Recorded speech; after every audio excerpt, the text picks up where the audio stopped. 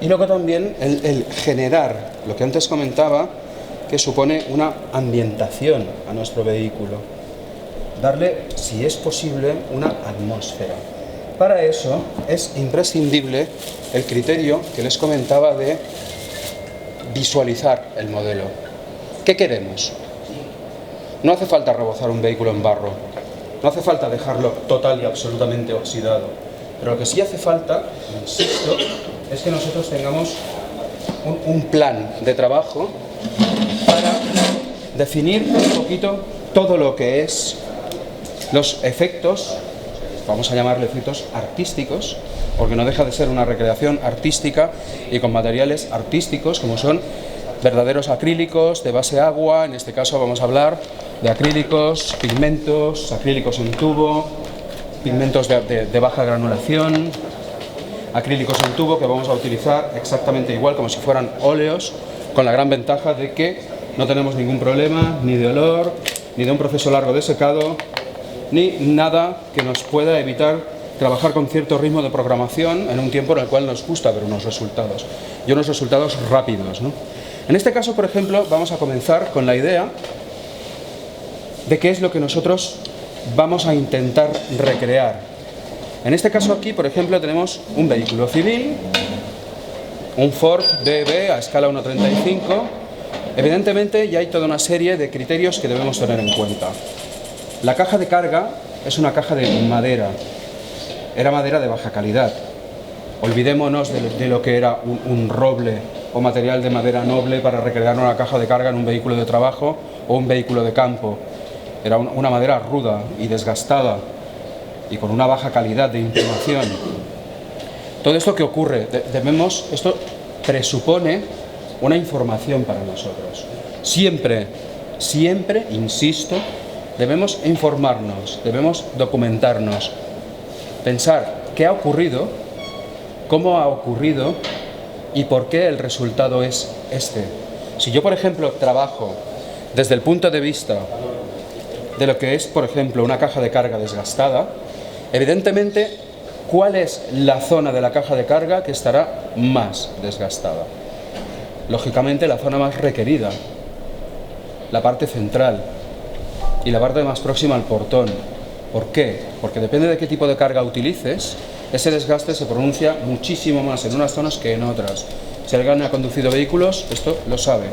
Hay zonas y hay rincones donde ni siquiera va a rozar nunca la carga, a no ser que quede requerido para cubrirlo al máximo.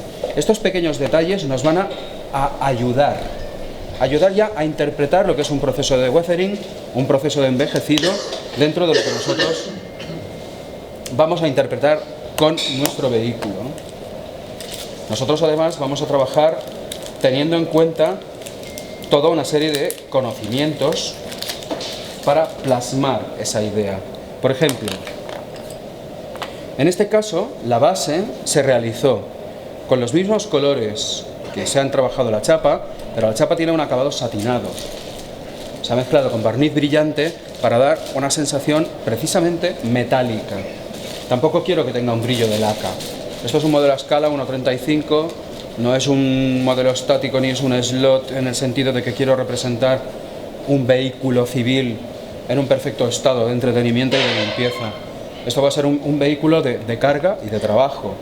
Por tanto, sí que quiero diferenciar, como podéis ver, lo que es el brillo de los guardabarros con barniz de poliuretano, de Vallejo, de alto brillo, que tiene además una alta dureza, lo que es la chapa, pero la caja de carga está trabajado en algunas zonas con un tono satinado y en otras con un tono mate. ¿Por qué? Porque la decoloración del material no es igual en la madera que en la chapa. De ahí que sea de extrema importancia el hecho de pensar de qué ocurre con un vehículo. Evidentemente, en un vehículo de este tipo, nos podemos encontrar que las zonas de chapa más delgadas, como eran las cajas de respetos, obviamente están mucho más oxidadas que otras piezas. Este vehículo está total y absolutamente copiado, todos sus matices y matices de óxidos de una fotografía real. ¿Qué ocurre? Debo tener en cuenta que una chapa delgada, como la que cubría el tubo de escape, o la que cubría los depósitos de gasolina se oxidaba mucho más y más rápido que en una chapa de 15 centímetros de grosor, por una razón lógica y una respuesta química. Esto que parece obvio cuando lo pensamos, con frecuencia cuando aparece sobre uno de nuestros modelos y te dicen, esto está muy bien, hay algo que me falla. ¿Está todo oxidado por igual? Es igual que el hecho de, por ejemplo, recrear un vehículo en el cual, insisto, debemos tener presente la lógica. Cuando un vehículo avanza sobre un camino polvoriento o un camino de barro, tengámoslo en cuenta, hay un desplazamiento dinámico en abanico. ¿Esto qué quiere decir? Que el polvo y el barro que se acumulan en la parte delantera no tienen nada que ver con el polvo y el barro acumulado en la parte trasera. ¿Por qué? Porque se conforma en forma de abanico que se va ampliando y dispersando a medida que el vehículo avanza. Y eso nos va a dar un patrón muy característico de lo que es el empolvado de un vehículo, y que las zonas del vehículo pueden estar más o menos sucias, depende de dónde ha interactuado el vehículo. Todos los detalles debemos tenerlos presentes, desde una bobina en madera, la pintura que ha saltado, la caja de carga de madera. Esto que parece pues una madera real se ha trabajado a base de lavados, filtros, pequeños punteados, trabajos a pincel y algo de pigmento. Toda la zona de una parte de los bajos, la zona más visible, se ha trabajado con pigmentos, se ha trabajado con Airbrush Thinner como fijador en lugar del Pigment Binder que nosotros disponemos en gama, porque no me interesaba un gran volumen. Me interesaba pues un vehículo sobre el cual se ha ido acumulando el barro y la suciedad, pero no de una forma excesiva. Incluso el detalle de los cristales, por ejemplo, en los cuales hay una ligera pátina, una suciedad y el intento como si alguien realmente hubiera intentado limpiar esos cristales. Todos los detalles son los que debemos tener siempre presentes. Ahora, por ejemplo, desde los años 80 hasta ahora, por dar un dato, ¿de acuerdo?, a nivel de información, los vehículos de combustible que llevan y equipan los carros de combate rusos son de aluminio. Por tanto, oxidar un T-90, un T-74, un T-64 en Afganistán, en Chechenia, en los conflictos de Siria, sería un error.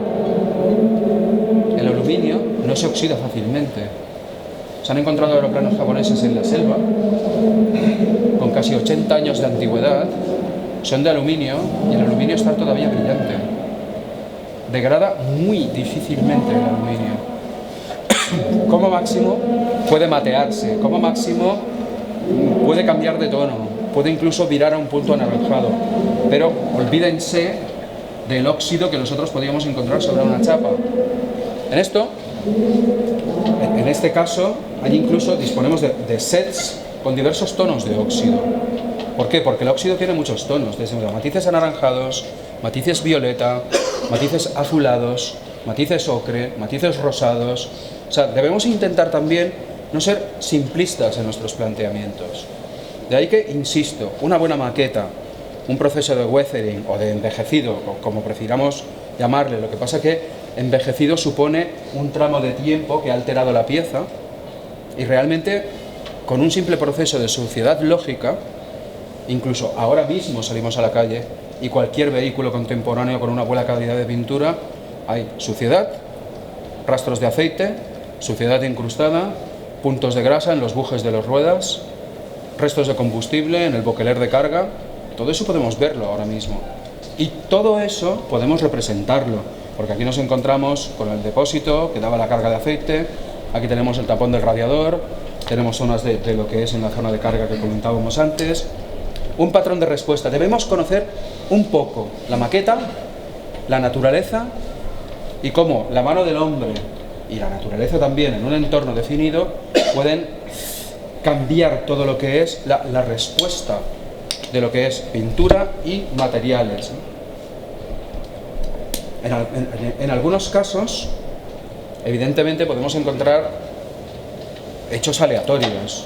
Se comentaba también con un compañero ayer que hay toda una serie de fotografías de la fábrica STZ de Stalingrado Tractor Zavod en la batalla de Stalingrado, que bueno, lógicamente tú aplicarías pues el aceite y la grasa, como es el caso, pues en las zonas de lo que estaban los remates del sistema de amortiguación tipo Christie, del T-34, vamos a colocar rastros de combustible en las zonas de acceso a los Bokelers, pero bueno, hay toda una serie de fotografías, insisto, en el cual aparece un carro de combate que imagino que un soldado torpe derramó una lata de gasolina de 5 litros en el techo de la torre, o una lata de aceite, y se ve completamente derramado, se ve un brillo característico de lo que es un material graso, y dices, ¿cómo ha llegado ese material a la torre de un vehículo? Pues lo random, lo aleatorio, lo aparentemente sorprendente también se puede dar. Pero en principio nosotros vamos a trabajar con criterios básicos y criterios lógicos. No va a ser lo mismo un vehículo de hace 80 años, no va a ser lo mismo un vehículo de carga que sufría un muy duro tratamiento de trabajo, de recuperación de vehículos, de terrenos inestables, que podemos trabajar con pigmentos, óxidos, grasa. Eso podemos verlo como referente en materiales de obras públicas, pero también en cualquier conflicto moderno podemos encontrar todo lo que son una serie de referentes. Todos estos referentes debemos guardarlos en una especie de memoria visual. O sea, yo considero, a modo de consejo personal, todo modelista, sea cualquier tipo de disciplina que nos agrade, debe de alguna forma ejercitar la memoria visual. Ver como aquel autobús que pasa ahora mismo por la calle, las ruedas y el pozo de las ruedas, se ha ido acumulando de tal forma el barro que ha llegado a crear un granulado muy característico. Ver todas aquellas manchas que en la zona central, ¿no?, de combustible son mucho más oscuras y degradan y se aclaran junto a lo que es el boqueler de gasolina en un viejo camión al lado de una gasolinera. Todos estos detalles que yo llamo la capacidad de la percepción del ojo del modelista, debemos tenerlo en cuenta. Luego, evidentemente, también debemos tener en cuenta que trabajamos con modelos a escala. Esos modelos a escala, para nosotros, suponen también la idea de que debemos tener en cuenta esa escala para reproducirla. Las bisagras de una de estas escotillas o la bisagra de un carro Panther, cuando yo los había visto en el Museo Militar de Saumur, una bisagra tiene casi 25 centímetros de ancho. Es enorme. ¿Podemos imaginar lo que le ha ocurrido a esa bisagra con un deterioro ambiental? Habrán zonas de pintura picada, zonas de pintura que ha saltado, zonas de pintura pulida, que con el tiempo el metal pulido antiguo se vuelve con un tono pardo muy característico. Zonas oxidadas, zonas donde tal vez con un poco de suerte veamos al mítico Rod Brown que aparecerá por debajo de la superficie del Dunkelgal. Todo eso, imaginaos si pudiéramos reproducirlo en cierta medida cuando estamos trabajando sobre un vehículo a escala.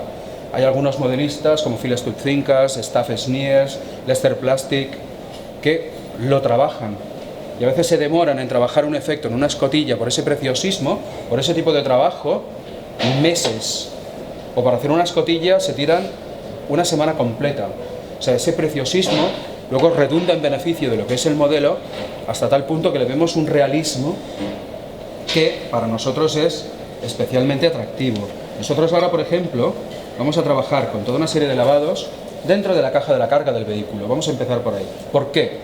Porque por mucho que se haya desgastado la caja de carga, por mucho que nosotros vayamos a encontrar que la pintura ha saltado, hay un detalle especialmente importante.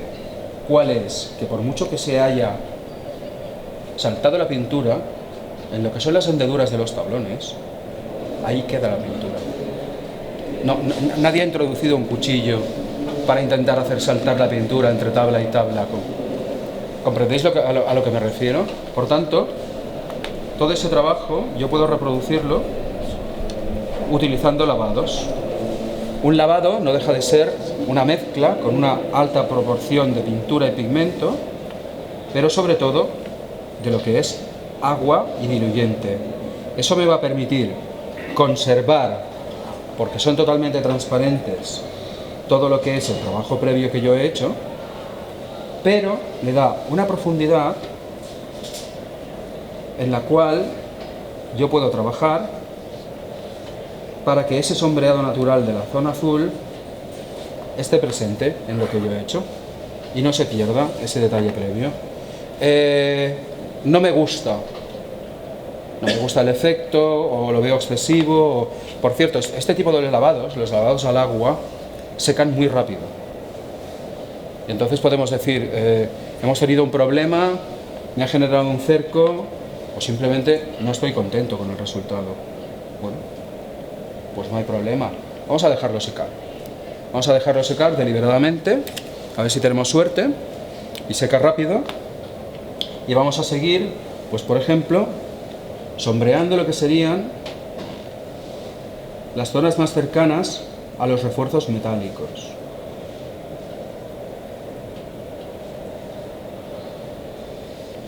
¿Por qué? Porque el mayor desgaste se da en las zonas más expuestas de cualquier superficie. De la misma forma que en un vehículo real, las zonas que veríamos más claras serían precisamente las zonas más amplias. ¿Por qué? Porque un objeto grande refleja muchísima luz. De ahí que hasta cierto punto, dentro de la comunidad de modelistas, esas eternas charlas que tenemos sobre la fidelidad de un color, realmente estamos hablando de un objeto a escala. Si pintáramos este vehículo realmente en ruso 4BO, según las ordenanzas de 1939, prácticamente se vería negro. Si lo hubiéramos combinado con las manchas de arena 6K y 7K, el marrón, son tonos saturadísimos y muchísimo más oscuros. De ahí que es necesario, hasta cierto punto, el criterio de efecto escala. Pero cuidado, un efecto escala se puede enfocar bajo dos criterios. Uno de ellos es que, por ejemplo, nosotros partimos RAL 7021, el Panzergrau, un color bien documentado. Bueno, si yo tomo ese color y lo voy aclarando y desaturando, utilizando blanco o un blanco hueso, mucho mejor, voy a conservar una escala de tonos, ¿comprenden? Pero, si en lugar de eso empiezo a meterle azul cielo y voy degradando ese RAL 7021 hasta un azul cielito, me voy a encontrar con esa situación que un vehículo alemán de la Segunda Guerra va a tener un atractivo tono de licencia artística, pero a nivel tonal se ha alejado mucho de lo que es el patrón original. No sé si me explico. Te agradecería que, si hay alguna pregunta que podamos plantear, lo hacemos, lo comentamos y veremos, ¿no?, a qué conclusiones podemos llegar en ese sentido. Porque algunos valores de lo que trabajamos son valores cromáticos. Yo soy diseñador gráfico, vengo del mundo de las bellas artes, he trabajado también como ilustrador y según qué conceptos se me hacen más familiares, ¿no? Y tal vez por eso pues tengo esos criterios como más presentes, ¿no? Pero yo entiendo que hay a nivel comercial intereses de marcas pues por generar cualquier tipo de producto con un determinado efecto escala. Y me invento una light drop en el Pacífico, o me invento 8 tonos que hayan podido aparecer, y no es así. O sea, la fidelidad, el reflejar un trabajo sobre lo que es un efecto escala, debiera, cuando menos, guardar una proporción con lo que son los tonos históricos iniciales que nosotros apreciamos. Disponemos de muchísimas fuentes de información ahora para trabajar con todos ellos y es especialmente interesante si queremos conservar cierta fidelidad en lo que son los tonos, ¿de acuerdo? Como podemos ver, aquí todo lo que eran los lavados prácticamente ya se ha secado. En el lateral también, y vemos además que lo que son los filtros y lavados, si lo vamos aplicando insistiendo, vamos cambiando cada vez más lo que es el tono porque se van sobreponiendo.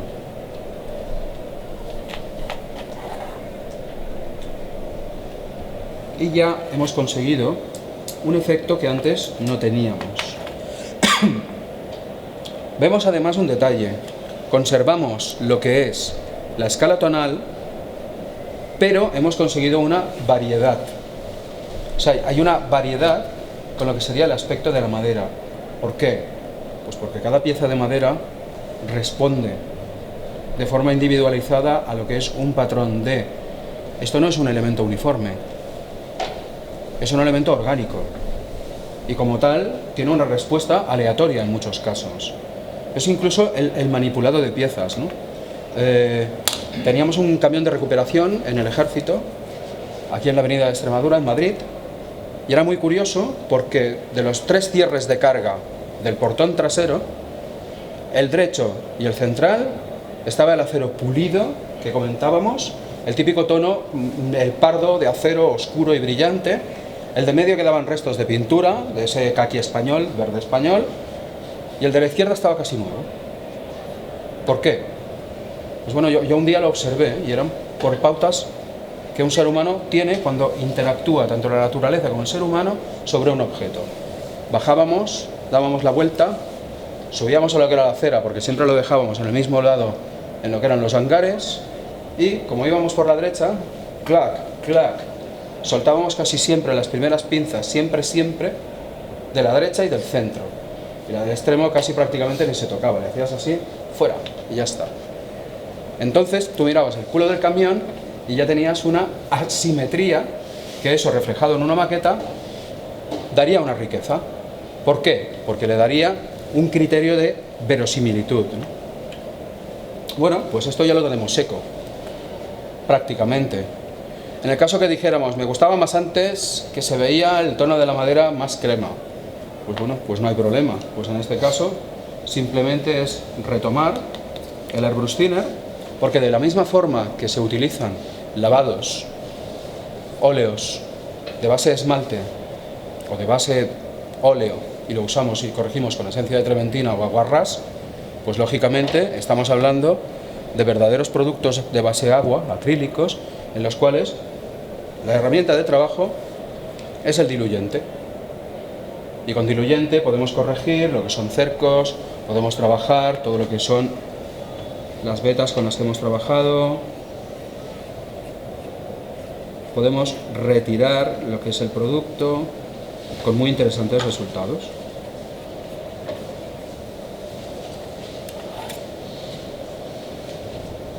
Un desgaste que a mí me parece, pues bueno, bastante realista. Si me molestan los extremos, para darle una sensación de progresión, simplemente los fundo un poquito más. Con pinceladas, importante, siguiendo lo que es el trazo de la veta de la madera. Sería fácil arruinar lo que es el efecto si agarro simplemente y le doy un trazo perpendicular. Así que en este caso, el desgaste, de la misma forma que se daría en un objeto real, en este vehículo civil, pues vamos a trabajarlo de esta manera. ¿De acuerdo? Ya hemos retirado una parte de lo que habíamos conseguido, pero como podemos ver, la pintura azul persiste en lo que son las hendeduras. De ahí que el efecto realista permanece. ¿De acuerdo? ¿Alguna pregunta? ¿No se lleva la pintura de abajo? No. No se lleva la pintura de abajo, simplemente, ¿por qué? Porque para trabajar con diluyente, tener la precaución de que la capa base de pintura esté completamente seca, unas 24 horas, y entonces no le afecta absolutamente en nada. O sea, la capa base, con todos los tonos crema y tonos de madera, pues sigue ahí. Y el otro pues puedo trabajarlo según mi criterio. Lo que yo considere que debo retirar y lo que debo conservar. Y los tonos crema y los tonos grises de antes pues siguen ahí. ¿De acuerdo? ¿Alguna pregunta? Bueno, pues vamos a seguir. Aquí, por ejemplo, en este caso, con frecuencia nos damos cuenta que para conseguir un punto de realismo sobre un objeto tenemos, digamos, que forzar lo que haya ocurrido con ese objeto. En este caso, esta mañana, pues bueno, he pintado pues unos tablones de carga. Unos tablones de carga con lo que son tiras de evergreen y tiras de madera de balsa. Lo he imprimado, le he dado unos tonos claros y luego un trabajo a pincel. El trabajo a pincel es especialmente interesante en tanto en cuanto nos permite seguir trabajar lo que es un efecto sobre madera, en este caso de la caja de carga de un camión.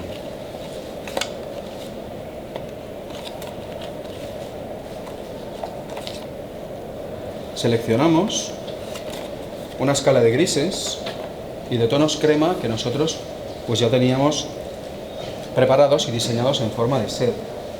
Esto es pintura Modeler. La gama Modeler permite su uso directamente con aerógrafo, pero puede ser también utilizada a pincel para según qué tipos de trabajos. Nos separamos una paleta de 3 tonos y vamos a ver cómo podemos trabajar esos efectos de madera, insisto, de momento solo en el interior de la caja de carga. Ya veremos qué más podemos hacerle.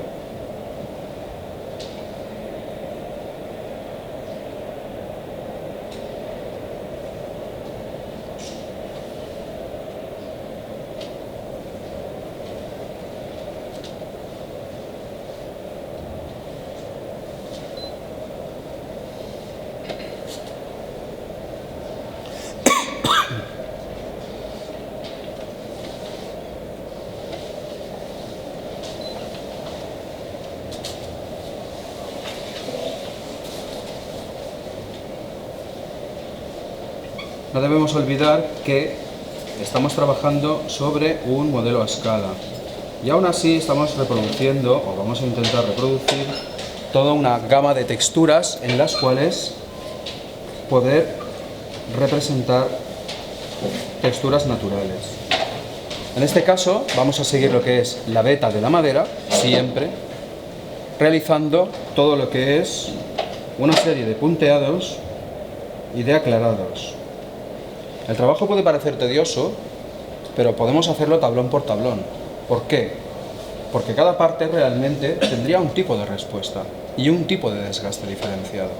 Por tanto, sin llegar a la exageración de algún compañero modelista que pueda dedicar a esto semanas para hacer una plataforma de una caja de carga, vamos a disfrutar de lo que es la ventaja de un acrílico de este tipo, con un alto nivel de calidad y un correcto secado, que nos permite un trabajo cómodo y rápido.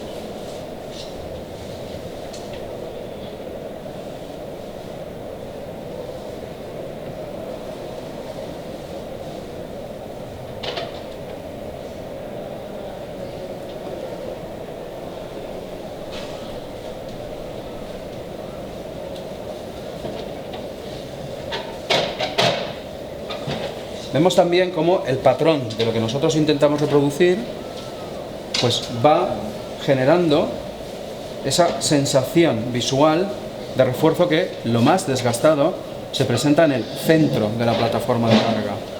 A pesar de que estemos trabajando de forma irregular, insisto. La simetría es el enemigo del modelista. O sea, la simetría no existe en el mundo real. Es que no. O sea, lo de aquí pinto, es como, pongamos un ejemplo, por todos conocidos. Vamos a hacer un efecto de óxido o de pintura desconchada en la arista de un modelo. Si hacemos el efecto que se llama la carrera de hormiguitas. La carrera de hormiguitas es que mojo el pincel y con la mejor voluntad del mundo le hago toma, toma, toma, toma, toma, toma, toma. Y le meto 5 punteados que sí, son desconchones, pero no tienen nada de real. ¿Por qué? Porque ese patrón regular nunca lo encontraríamos. Nadie se ha entretenido con un martillito en el borde del guardabarros del T-34 en darle toma, toma, toma, toma, toma. O sea, lo que ocurriría pues es golpes contra un muro de cemento, una descarga de ametralladora de una BG-42 de un infante alemán. He pasado junto a unas alambradas, las ramas de un árbol que me he cargado porque me apetecía. Y en esa situación sí que veremos arañazos, golpes y tipo de desgaste, ¿no? Que el tipo de desgaste, además, hay 3 tipos de desgaste. El desgaste por fricción, el desgaste por impacto y el desgaste por impacto y desplazamiento. Todo eso pues también debemos tenerlo en cuenta porque ni todos los desconchones son iguales, ni todos los efectos de desgaste tienen un patrón similar.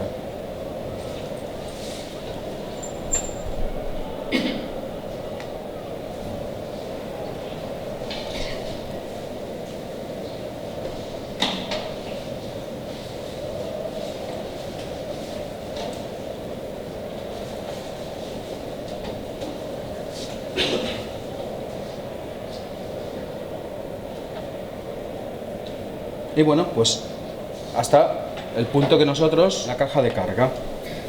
Veamos aquí que los efectos que hemos reproducido para intentar trabajar con un tipo de madera todavía más vasta, incluso tienen virados a ocres y verdosos, como la típica madera sin tratar, ¿no?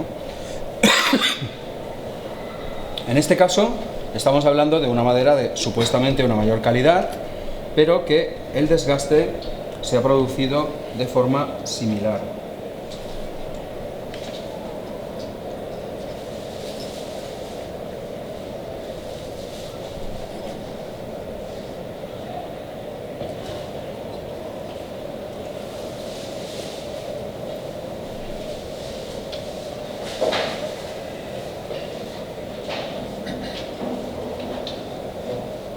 ¿Qué ocurre si nos pasamos y no nos gusta un determinado efecto? Pues de nuevo lo que comentábamos antes. Cogemos un pincel limpio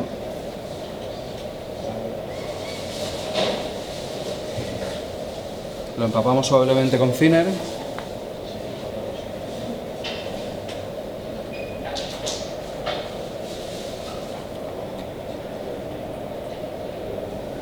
y lo volvemos a retirar. Y ya está. Se seca y, como pueden ver, pues el trabajo es con un punto de paciencia. Obtenemos resultados rápidos.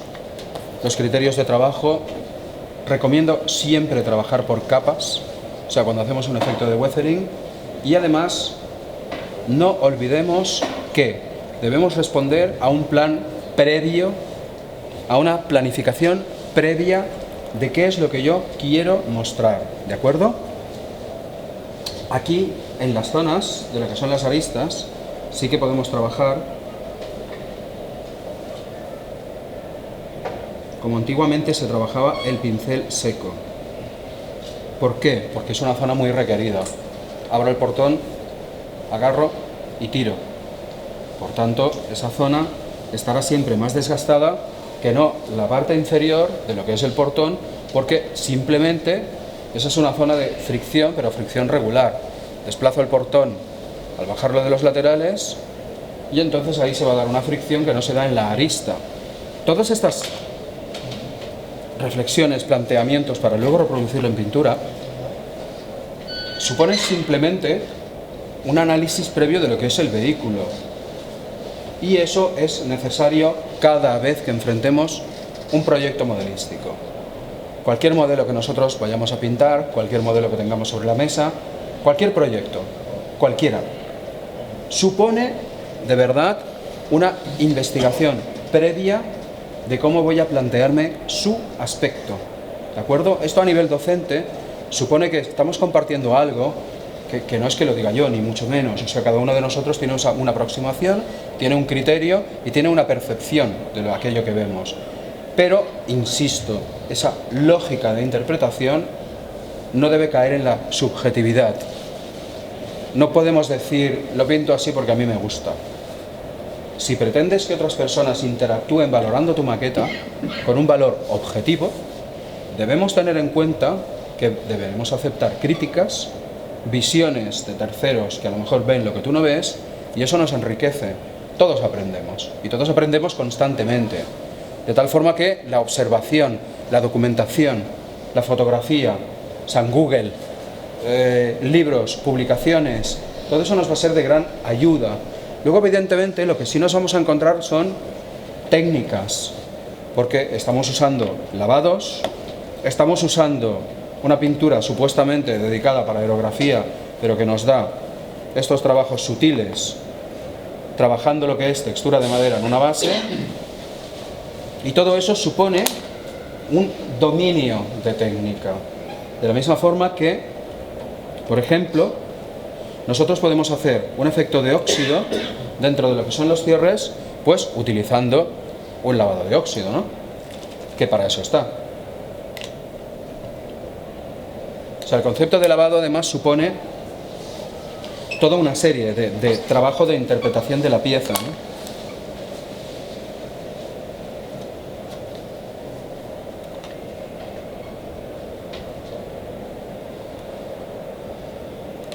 No se oxida la madera, Pero una pieza metálica embutida en lo que es madera, les aseguro que se oxida.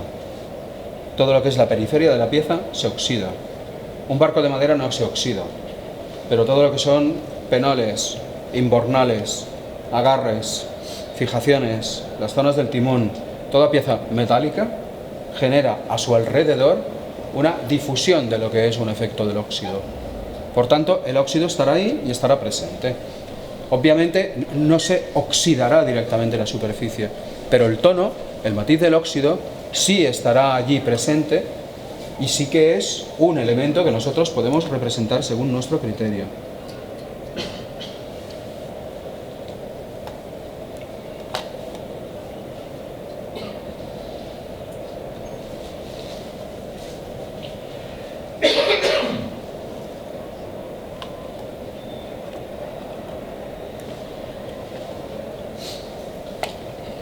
La observación es muy interesante. Esa visión del modelista a la que yo aludía es la que permite que, conociendo la técnica, que la técnica es cuestión de práctica, de estudio y evidentemente de prueba y error. Ninguno de nosotros hemos nacido enseñados. Estos lavados tienen una capilaridad muy buena. Para que no se me extienda mucho, si no se me escaparía el óxido hasta donde no debe. O sea, y tampoco hay que exagerar, o sea, ese efecto de óxido de una pieza metálica por proximidad a la madera tiene un límite. O sea, si yo te hago chorreones de óxido hasta abajo me vas a decir, tampoco exageremos con ese recurso. Bueno, igual en un barco sí. O sea, yo hice fotografías hace un par de semanas en un puerto de la costa, un barco que yo te enseño la foto y dirás, bueno, tal anécdota, un señor se lo he enseñado hoy. Porque me ha dicho, los barcos no se oxidan. Y yo le he dicho, no, eso estaría ahí para reparar o abandonado. Digo, no, digo, mire la cubierta. O sea, de la cubierta hacia arriba está nuevo. O sea, pero bueno, desconchones, las trazas de óxido brutales que bajaban de imbornales, de piezas metálicas. Ahí sí, yo que lo he visto, pero en un camión que el óxido te bajara generado por la pieza, tampoco lo veo muy lógico. Aparte de que pensando con ese criterio de lógica, llegaría un momento que si lo dejas oxidar, eso no puede ni manipularse. Por tanto, alguien que utilizara el vehículo acabaría engrasándolo. Chema, los efectos de óxido sobre madera, ¿tú qué usas? ¿Tonos ocres o tonos oscuros? Depende de lo que yo visualizo, del tipo de material que ha generado el óxido. Por ejemplo, aquí estamos hablando de un tipo de cierre muy robusto y muy primitivo para aguantar todo lo que son las bardas del camión, los laterales. Por tanto, yo utilizaría un óxido anaranjado. No te lo digo porque, por lo general, yo solo he visto muchos, el efecto químico que lo que hace el óxido sobre la madera son efectos más bien colores oscuros o colores más bien negros. Entonces te pregunto si sueles usar tonalidades ocres, más oscuras, más claras. Es que depende. Depende, porque por ejemplo, un tubo de escape, que es metal y plancha directa y con una fuente de calor directa. Yo he llegado a ver hasta de color crema, hasta óxido de color vainilla. Y dices, eso es inverosímil. No, es que el metal respondiendo al calor y con un efecto oxidado, a veces saca realmente tonos muy curiosos. He visto óxido rosa. Sí, y violáceos, y azules, e incluso pardos. Pero en una pieza metálica vecina a una pieza en madera, va a depender de la naturaleza de esa pieza metálica inicial. En este caso, esta madera era muy burda, pero muy burda, César. Y yo considero que, siendo tan burda, es un metal básico y igual es hierro, ni más ni menos, olvídate de acero. Sí, son hierro. Y muy probablemente hierro de estampación que luego con un manipulado colocaban y montaban en lo que era el camión. Siendo esa la naturaleza de la pieza, el óxido más adecuado, pues yo diría que es un óxido anaranjado, un óxido claro en este caso. A medida que se alejara más, como tú bien dices, lo que es el rastro, muy probablemente podría utilizar otro tipo de óxido. En este caso un óxido mucho más ligero, un óxido casi amarillo ocre. Pero eso va a depender un poquito de cómo quiero yo que aparezca la pieza, ¿no? En este caso, pues bueno, tenemos ya, desde ahí no le verás, es un tono muy sutil de lo que es el oxidado alrededor de cada una de las piezas de madera. Una pregunta. Sí. ¿Este tipo de pintura se puede fundir? Fundir, claro. Ahora mismo lo haremos. Por ejemplo, el típico chorretón. Sí, ahora lo haremos. Esta torre está hecho así. Todos los efectos de suciedad de la torre, el chipping está hecho con chipping medio, pero todos los efectos de suciedad se han hecho con lavados y que incluso con colores de acrílico en tubo. ¿Eso es acrílico también? Sí, esto no son óleos. Lo había visto, pero no. No es óleo, no. Yo no uso óleos. Los usaba hasta que descubrí pues todo esto. ¿Y esto como que se arrastra? Pues de la misma forma que utilizamos el disolvente, pues ¿Qué pasa? Que eso secar tarda bastante más que... no, El óleo tarda más. el óleo tarda muchísimo más en secar. Y huele. Y huele. Esto no huele a nada. La textura es como la del óleo. Exactamente igual, caballero. O sea, es lo mismo que el óleo. Pero además cunde mucho más que el óleo porque... No será una base aceitosa. No, esto es agua. Como la base es agua, es pigmento, es aglutinante y son resinas. O sea, eso de colocar el cartón para que chupe la grasa, para que no me quede el óleo, eso nos lo vamos a poder ahorrar. Vamos a hacer un pequeño efecto de lo que es óxido sobre el óxido anaranjado, un tono óxido más nuevo, ¿de acuerdo?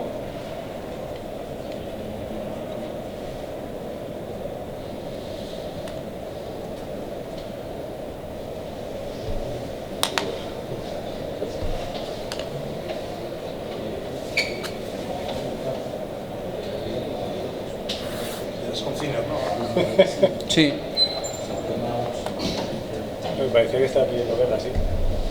Agachada.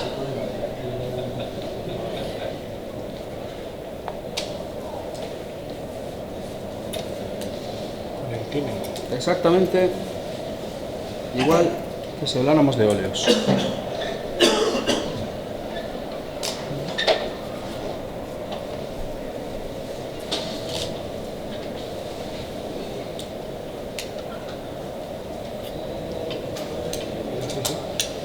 Y si no nos gusta, retiramos más. ¿Eso no se compra? Esto lo que ocurre es que es una receta personal, con la ventaja de trabajar en Vallejo. Esto lo tenemos dentro de la gama de productos de Bellas Artes.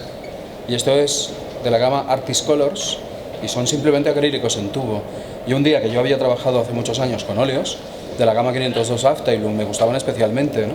Y todos los tonos que tenían, pero un día decidí probar, pues a ver si el acrílico en tubo podía trabajarlo exactamente igual que yo había trabajado con óleos, para hacer, pues bueno, los efectos de blending, los efectos de desgaste. Queda de lujo. Sencillo, rápido y casi se ha secado ya. Con el brillo no se ve. ¿Cuánto es la ventana más o menos de trabajo antes de que se seque permanentemente? Tú lo dejas secar ahora y te vas a cenar y mañana te arrepientes. Pues mañana coges, vuelves con un pincel plano, thinner, de nuevo, lo retiras y lo corriges. Sin problema. O sea, te deja un margen de mucho tiempo. Dime. Esos efectos al final cuando ya estás satisfecho con el trabajo. Claro, tú ¿Lo sellas con algo, algún tipo de barniz? Pues no. Simplemente. No, porque por ejemplo, esto lleva hecho un día, comencé el viernes. No sé. Están hechos los fundidos y yo no lo protejo con nada. No, ¿por qué? Porque, por ejemplo, si le doy a toda una capa de barniz mate, arruinaría todos los efectos de brillo, de manchas de combustible o de aceite.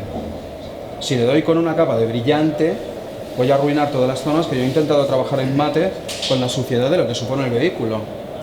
¿Qué hago entonces? Si un vehículo he intentado, como en este caso, trabajarlo con tantos elementos, el aceite de los depósitos, las salpicaduras de aceite de la lanza del lanzallamas, de cuando se proyecta. ¿Cómo lo protegerías? Pues en este caso, y trabajando con todo lo que son los acrílicos, pues es que no necesito. Sí, alterarías el efecto. Claro, es que todo el trabajo a nivel visual de lo que es acabados mate, acabados satinados, acabados de brillo, como el realismo que tiene la grasa derramada y el aceite derramado de los tanques de combustible, eso se perdería.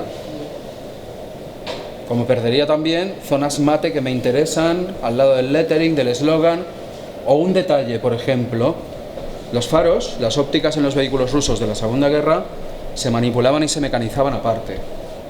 No se pintaba todo junto, ni mucho menos. Entonces se pintaban con una imprimación protectora negra. Se montaban sobre los GAF, sobre un T34, sobre un T60 y sobre un T50, el mismo modelo de faro. Iba en negro, y muchos además teñían la óptica de azul para amortiguar lo que era la luz por la noche, ¿no? Claro, si ahora le doy a esto un barniz mate, porque como es un carro de combate, le voy a dar barniz mate porque tengo que protegerlo el mate, estropeo todo eso, ¿no? ¿Qué tal? ¿Se había secado ya? Sí. Sí, ¿no? Si usas cine para eliminar un efecto que no te gusta cómo ha quedado, te puedes llevar el efecto y lo de debajo. No. Si lo de debajo he tenido la precaución simple de esperar 24 horas al proceso de secado de la pintura base, como es el caso, no me lo llevo. Simplemente eso, tener esa precaución, ¿no? Claro, si acabo de pintar, han transcurrido 2 horas y pretendo hacer estos efectos, voy a arruinar los que son las capas previas de pintura. Eso es obvio, ¿no? Ya está seco. No se nota nada. Bueno, es una ventaja que de forma pues casual un día pues experimentando, ¿no? Yo creo que todos los modelistas tenemos algo de alquimistas. Comenzamos a lijar tizas de colores pastel artísticos para dar efectos de sombreado, como por primera vez vimos en el libro de Tony Greenland, de Panzer Modeling Masterclass. Vimos los sombreos y los efectos de luz inverosímiles, pero con buena voluntad en aquella época, que tenía François Verlinden, que nos decía, iluminad los paneles en la parte central. Le daba igual de dónde viniera la luz, es igual, hay que iluminar el panel en la parte central. Todos esos criterios, y con la mejor voluntad del mundo, han cambiado. Nos va a gustar más o menos nuestro estilo. Vamos a trabajar más o menos toda una serie de criterios de aplicación. Vamos a dominar más o menos nuestras técnicas de trabajo. Pero, insisto, lo que es el criterio de la lógica debe imponerse. O sea, no es posible, por ejemplo, a ver, yo es que soy muy observador, es una deformación profesional, ver a lo mejor un gradiente de luz de abajo para arriba. A ver, un momento, tienes el sol ahí. No puedes hacer que la parte más oscura sea donde está dando más la luz. O sea, si quieres jugar y arriesgarte con un criterio de modulación de color, estúdialo, y estúdialo en base a dar esa volumétrica. No hace falta que aparezca un render recortando piezas, pero sobre todo utilizar la lógica. Un panelado, una iluminación básica debe responder también a eso. ¿De dónde viene la luz? Mi ilusión un día es hacer un diorama con un árbol que realmente proyecte la luz encima del carro y que la sombra del árbol dé sobre el carro. Pero claro, a la que le deis la vuelta, me diréis, ¿de dónde viene la luz, Chema? No hay luz. Ya es absurdo. El punto de vista focal y esa sombra proyectada ya sería absurdo. Pero bueno, es una aventura y un día la probaré. Es decir, a ver cómo queda y bajo qué criterio queda de que aquí vieras las ramas de un árbol proyectadas, con la visión de lo que es el modelista. A ver, ya había un amigo polaco que había intentado recortar un vehículo con la sombra de un edificio. O sea, estaba emboscado en medio de las ruinas de un edificio, asomaba el carro y de la parte trasera hacia el interior del edificio lo había dejado mucho más oscuro. Pero claro, si hubiera forzado lo que es el encuadre del diorama, hubiera tenido una lógica, porque hablamos de un edificio y un punto focal. Pero lo dejó en una base redonda. Le dabas la vuelta, perdía toda lógica. Ya perdía la gracia. Pero bueno, lo del árbol lo tengo ahí.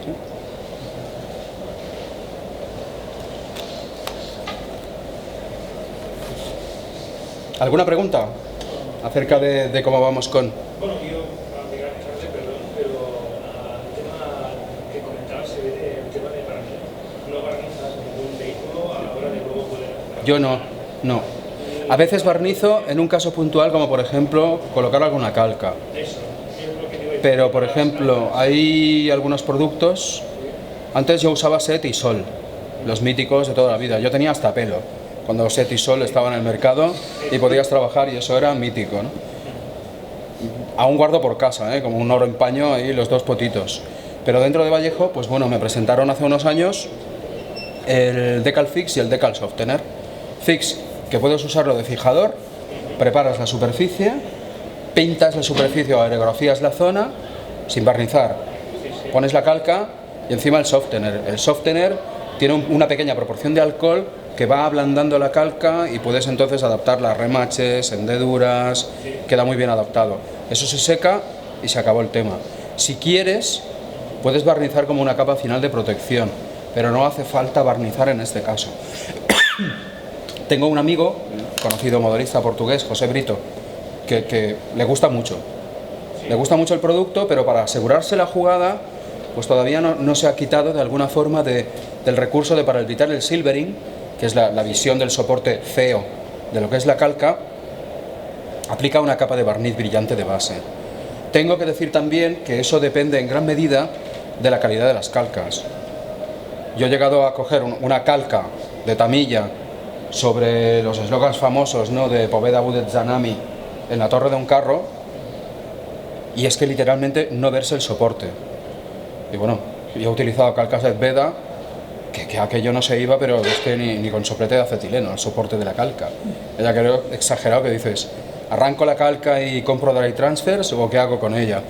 La calidad de la calca comercial también depende intrínsecamente de qué nos va a forzar a hacer para que te quede bien sobre el modelo. Pero en principio yo no lo uso. O sea, ¿Y los de Vallejo estos de comentas funcionan muy bien, ¿no? A mí me funcionan bien con calcas como por ejemplo estas calcas de este camión tan chulo, pues bueno, son calcas muy viejunas de la casa Lidberg. Años de modelismo los contemplan aquí con estas calcas, ¿no? Pero bueno, me iban bien porque son antiguas marcas de los años 30, 40 y 50, de vehículos civiles, de la América rural. Pues apliqué el Decal Fix, el Softener, y hombre, han quedado bastante bien, e incluso bastante bien mateadas en alguna zona, porque no le apliqué nada más. En otros casos, como por ejemplo esta, el del Tactor, este es un transfer seco. Un transfer seco de Mic Productions, de cuando en Mic Productions sacaban complementos y habían hojas de calcas y transferibles. Esto, claro, no precisa ningún tipo de trabajo más que la precaución de la aplicación, ¿no? Y en este caso, si no recuerdo mal, creo que sí barnicé en mate justo esta parte, porque un dry transfer, un transfer seco, es más frágil, porque la película no existe, la película de soporte, sino que son directamente las letras y son muy frágiles, es una película muy fina.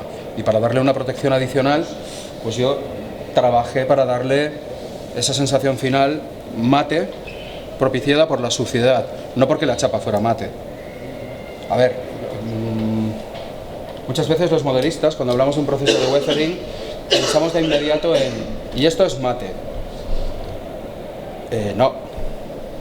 La pintura utilizada, aunque de mala calidad, eran esmaltes. Pero un esmalte polivalente. Podía disolverse con gasolina, podía disolverse con agua incluso. Algunas de las piezas, ¿no? Se servían en ladrillos de kilo y de 5 kilos. Al menos en el ejército alemán, y con lo que era una base, que era un reactivo, que proporcionaban las oficinas RAL y servían a nivel industrial las fórmulas para que pudieran trabajarse con ellas. Los rusos era mucho peor. Los rusos en una misma cadena podían sacar 5 tonos de un 4BO, es que les daba igual, absolutamente igual.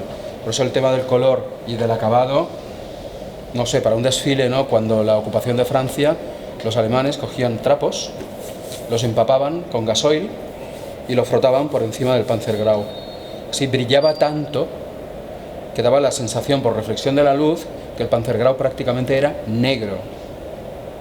El único que estaba más próximo al negro era el Blaugrau, que se utilizaba antes de la guerra, con el famoso Erhelb y el Grün que utilizaban con los camuflajes vistos aquí en la Guerra Civil Española sobre los mal llamados negrillos. Que los negrillos, aunque se llamaran negrillos, los Panzer I alemanes del grupo de Drone y von Thoma, iban pintados en 3 tonos de camuflaje. Por eso digo que el conocimiento, el investigar una pieza y el saber qué ha ocurrido antes, es de sumo interés para nosotros en un proceso de weathering. Y la calidad, y los componentes, y los elementos de cada pieza. Aquí, por ejemplo, en este caso, habían toda una serie de piezas que servían para atornillarlas literalmente a lo que eran las cadenas del carro para propiciar un mejor agarre sobre el terreno. No les hacía mucha falta, un T-34, sinceramente. Eran de acero estampado. Eso quiere decir que eran de lo peor. En un mes, en menos de un mes, la lluvia y la intemperie oxidaba completamente estas piezas. Si no habían tenido oportunidad de utilizarlas, se oxidaban. Yo entiendo también que algunas instrucciones, cuando montamos una maqueta, son desafortunadas. ¿Cuántos de nosotros no hemos visto esto lo pintas en plata? ¿Quién no ha visto en unas instrucciones, esto es metal, píntalo plata? No debiéramos, ¿no? Nosotros aquí vemos también, vamos a seguir con el amigo, que tenemos completamente seco. ¿Hay alguna pregunta? Volviendo a las calcas, ¿con Decalfix entonces no hace falta barnizar el brillo? Yo no. En mi caso simplemente preparo la superficie con Decalfix y ya es que queda como una película que parece barniz. Hay gente que lo aplica a pincel y hay gente que lo aerografía. No deja hacer con Decalfix. ¿Pero lo dejas secar el Decalfix? Sí. No, el Decalfix lo dejo sobre húmedo, sobre la superficie húmeda, con unas pinzas y con lo que es la zona, cojo y coloco la calca. Una vez está colocada la calca y cuando está seco, entonces sí que con un pincelito limpio utilizo el Decal Softener pues para adaptarla. El Decal Softener lleva una pequeña cantidad de alcohol, un tipo de alcohol formulado que depende de la calidad de la calca va a desaparecer incluso el soporte de la misma. Y con un poquito de paciencia va a aparecer un dry transfer. Insisto, depende de la calidad de la calca. Me he encontrado con usuarios que me han dicho no funciona, no se va, se ve el soporte. Es que igual no es culpa del producto, es que hay calidades de calcas cuestionables en este caso, ¿de acuerdo? Vamos a trabajar ahora con un poquito de lo que son las referencias de Modeler, trabajando con lo que son las aristas.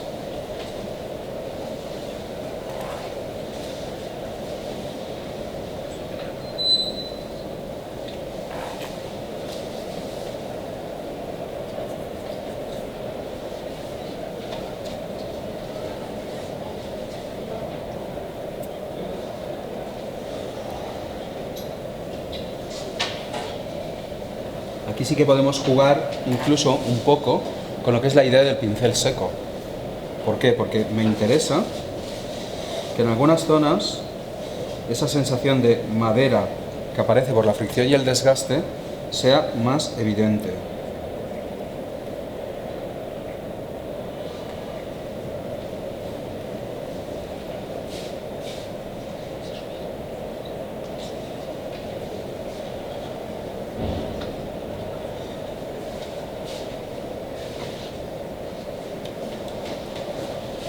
¿De acuerdo?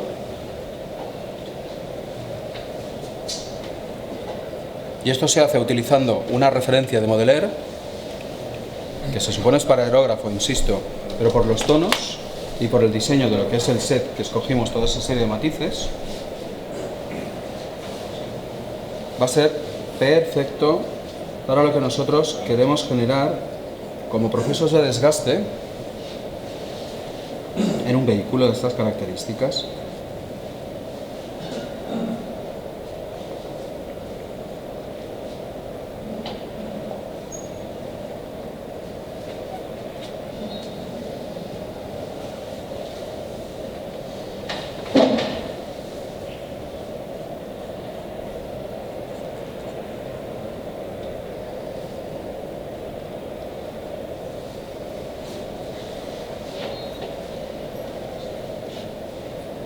Podemos insistir en algunas zonas, en otras no tanto.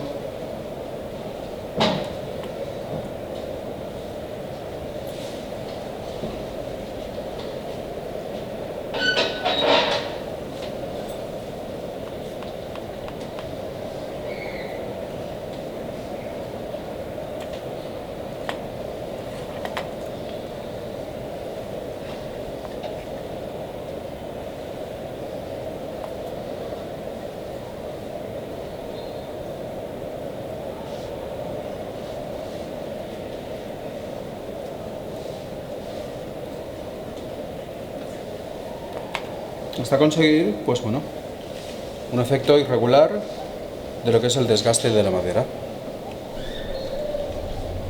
Un desgaste progresivo. O sea, es muy difícil que un desgaste de este tipo fuera una progresión brusca. O sea, que de repente nos encontráramos con la pintura prácticamente nueva y a los 3 centímetros que hubiera la continuidad de ya ha desaparecido la pintura y nos encontramos la madera.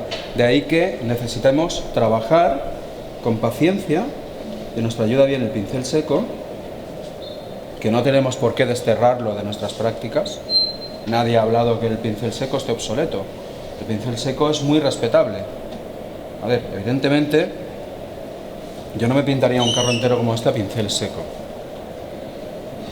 porque sería muy fácil que cayéramos en la sensación del efecto piedra.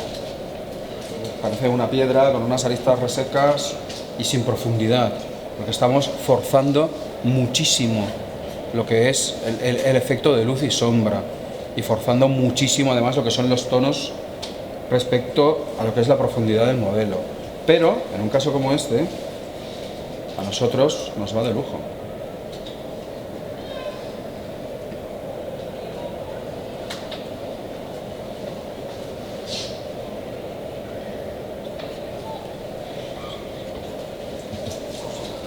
Y con esto ya tendríamos pues un desgaste razonable de lo que es la zona de carga, mientras que hay otras zonas que no han sufrido tanto el desgaste operativo del vehículo.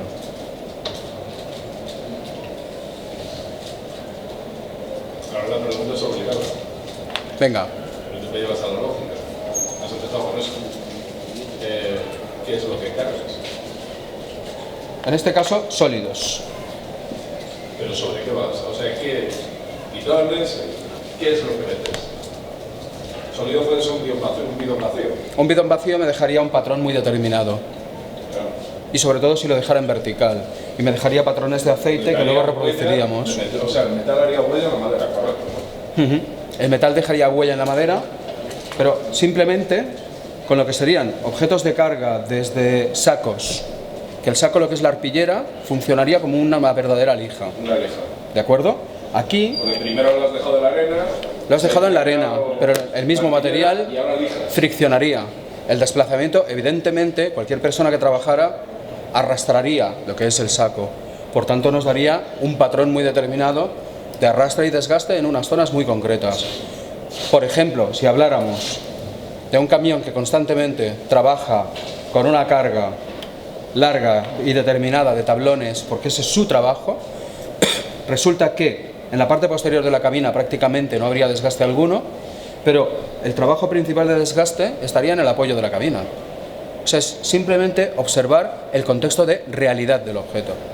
¿Qué he hecho? ¿Qué ha pasado? ¿Qué haces? Troncos, si cargáramos troncos en una caja de carga, habilitada precisamente para eso. Evidentemente el desgaste operativo de toda la caja prácticamente sería igual. ¿Por qué? Porque se lo manipula una grúa, esa grúa los colocaría, si se suben también con canaletas y tronco de cuerda, Pero y evidentemente... si tienes troncos, sí estaría machacado. Claro. Obviamente estás desplazando Sí, un corto espacio. totalmente, pero ese corto espacio, lo que quiero decir que estaría muy machacado, pero estaría machacado muy de forma unificada. ¿Por qué? Porque los troncos estarían aprovechando el máximo espacio de la zona de carga. Es muy peligroso dejar huecos. O sea, para estivar todo lo que son los troncos en una zona de carga, el desgaste no sería un desgaste puntual como en un camión de este tipo, que a lo mejor llegas a media carga, lo cargas en la caja y luego te marchas y descargas. O sea, según el tipo de trabajo, según el tipo de tarea y de entretenimiento al que está sometido el camión, tendría un patrón y una respuesta de desgaste. Igual que, por ejemplo, un camión de caja metálica que cargue áridos y que cargue tierra y que cargue escombro, llega un momento que la pintura desaparece literalmente de la caja de carga. Yo he visto cajas de carga total y absolutamente pulidas. El metal brillante. ¿Por qué? Porque eso se carga hasta arriba y más incluso, se cubre con lonas y se descarga con lo que es el volquete. La fricción es absoluta. La fricción del portón también. Está aportando cal y eso tiene un efecto químico radical. Evidentemente, si ya hablamos de cal ya ni te cuento. La cal viva se comería la... No, pero te digo que gran cantidad de áridos conllevan cal. Sí, pues esos criterios son los que debemos tener en cuenta al reproducir algo. Este tractor era un tractor de carga que estaba sometido, bueno, a un esfuerzo brutal. O sea, era el caballo de carga del ejército soviético. Incluso los alemanes los capturaban y los utilizaban. El mantenimiento era mínimo, piezas móviles eran mínimas y la fatiga de trabajo que soportaba y utilizaba era brutal. O sea, él solo podía arrastrar 2 carros de combate. Y estamos hablando de un caballaje brutal que tenía. Pues bueno, evidentemente se aprovechaba al máximo como vehículo, pero no se le limpiaba, se tenía un entretenimiento básico. O sea, para cada criterio de lógica vamos a contemplar que bidón incluso sería necesario, con una pintura final ahora, porque las partes están móviles, aprovechar, tomar lo que es manchas de aceite, de lo que es el bidón,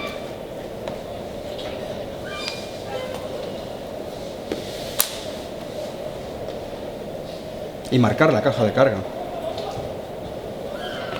El aceite es sucio. ¿Qué estás utilizando? ¿Qué producto es? Aceite, manchas de aceite, de los Bocerenet de Vallejo. Y bueno, el resultado pues es como bastante realista, ¿no?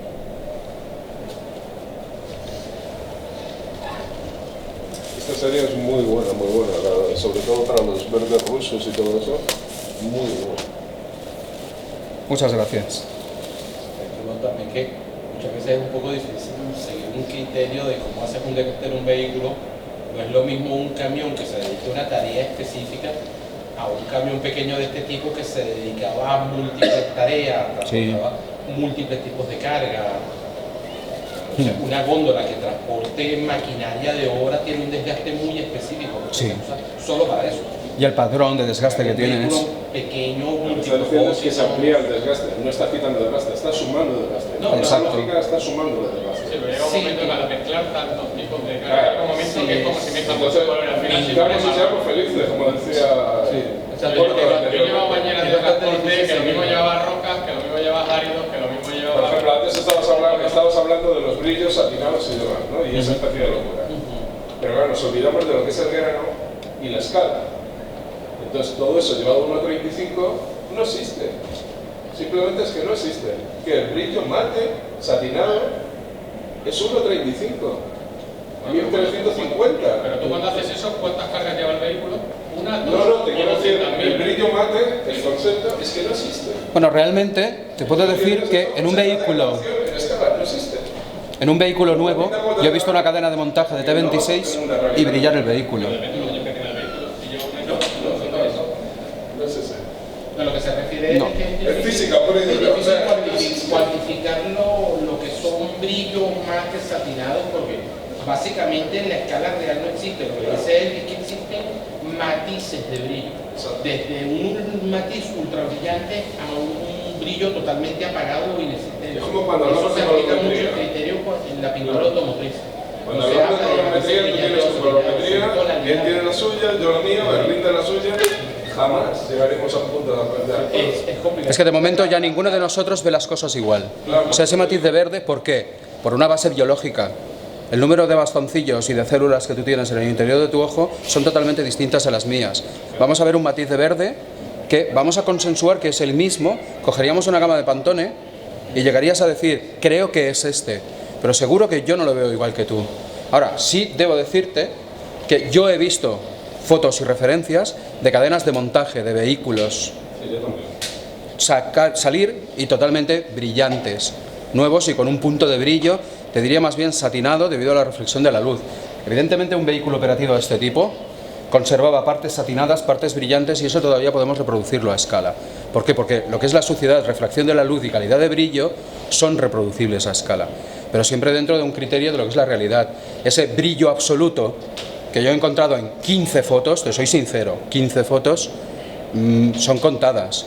La gran mayoría de ocasiones tú vas a ver acabados mate, vas a ver polvo, vas a ver barro, vas a ver suciedad hasta arriba. O un efecto prácticamente imposible de hacer, un carro mojado y brillante por la lluvia. Cuando los carros llegan a África, al Africa Corps, ¿qué color llevan? En principio estaban pintados en gris, luego los pintaron con pinturas de depósitos ferroviarias. De pintarlas en el garbanzo, eso es que primero fue más oscuro. El RAL 8000. Sí. La evolución es el garbanzo. Lo primero que hace Rommel, para que no se lo vea, es cogerlo, lo que has dicho, gasolina y arena, y impregnarlos todo. Claro. Esa mezcla es mate 100%. Totalmente mate. La tierra se come la... Sí, sí, lo absorbe. Es igual que un buen efecto de grasa alrededor de un buje de una rueda, como podríamos recrear aquí, tiene un acabado total y absolutamente mate. Porque la grasa impregna la tierra, pero la tierra no brilla, evidentemente. Se satura, pero el acabado es mate. Estos pequeños detalles en un criterio de weathering es lo que debemos tener en cuenta buscando un realismo. Es como, mira, ya tienes tus manchas de aceite del culo de un bidón.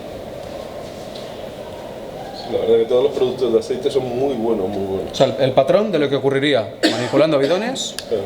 que podrían quedar aquí. ¿Por qué? Pues porque un bidón no está impecable y un bidón ni cierra hermético. Y entonces el efecto trabajando un criterio de weathering así, a pesar de que tú trabajaras luego cargándole una bobina o cargándole palets viejos, ya es un efecto que tienes un detalle de realismo que lo va a aportar a nuestro vehículo. Evidentemente, error. Si llego a cogerlo y hago lo que decíamos, 1, 2 y 3. A ver, eso estéticamente va a ser complicado verlo de manera atractiva aquí. Que a lo mejor sí, que a lo mejor tienes un jefe, tienes un capataz que te ha dicho, quiero un bidón al lado del otro. Y aprovechar la carga al máximo. Y que hagan una fila y que no queden huecos. Nada de, oye, que hay faena. Vale, sí, aprovechas, vas metiendo y habrá simetrías lineales y otras diagonales. Pero muy probablemente, como se ha puesto más de una vez, se han sobrepuesto cargas. Lo más lógico sería un patrón aleatorio de manchas. ¿Por qué? Porque, como decíamos, es muy difícil encontrar un patrón de simetría en la realidad. Ni siquiera en un autobús ahora mismo en la calle. Ni siquiera el desgaste operativo del riel de la cortina que tenemos ahí arriba. No es lo mismo. Hermano, mira, más simple. Nuestros brillos faciales son totalmente diferentes el uno del otro. Claro, calidad de piel, el concepto que tengas, tipo de pH, piel grasa, aunque seamos caucásicos, ascendente. Para no llegar a decir, es que este es el estándar, ¿no? No. Yo estoy totalmente de acuerdo con... Cada uno tiene una forma de ver diferente. Sí, aparte de que existan unos gustos y unas tendencias dentro de lo que es el mundo del modelismo, existo.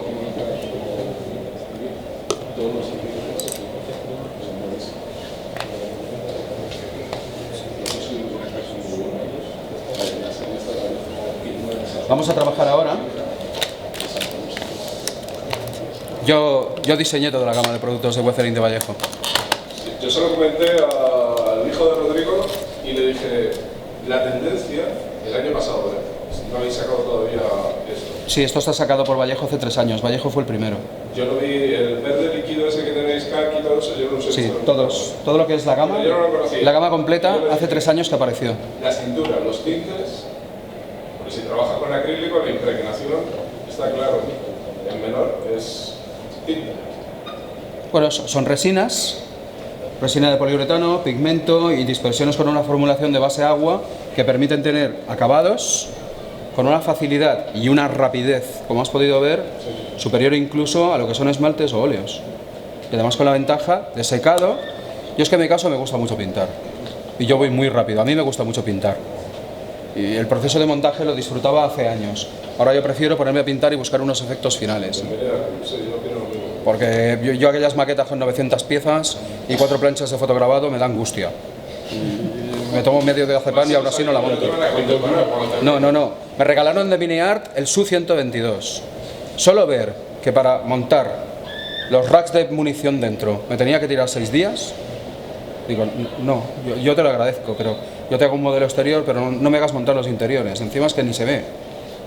Y ya que has hecho una referencia a Berlín, alguien en los años 80 ya decía, un sub de Tamiya y un sub de eso maravilloso, lineal, con 1000 piezas, bien terminado en pintura, la pintura siempre engaña a... Claro que sí. Siempre. Tú puedes tener una maqueta mediocre, y esto es mi punto de vista, y a pesar de que estamos haciendo una exposición que intento que sea lo más objetiva posible de lo que son valores y criterios, siempre tenemos un valor subjetivo de interpretación. Yo a mí dame una maqueta mediocre, yo te la pinto. A mí dame una maqueta de Zbeda, o una maqueta barata de Trumpeter, o esto que es una mezcla de piezas y conversiones de resina con una base de Zbeda, y yo voy a disfrutar con esa maqueta, pero eso es un criterio mío, personal. No necesito una maqueta de 95 euros para sacar un provecho a eso. Yo considero que la pintura puede suplir una carencia básica de lo que es la calidad del modelo. Sí. Además lo contrasto en los concursos cada vez que lo veo. Sí. Sí. Un buen pintor se come a un magnífico constructor. Sí. Lamentablemente es así. Y yo he visto un scratch maravilloso que sería de medalla de oro con una pintura que dices, mira, en este caso sí que te hubiera dicho, hubiera sido muchísimo mejor no pintarlo. ¿Por qué? Porque lo has estropeado, sinceramente.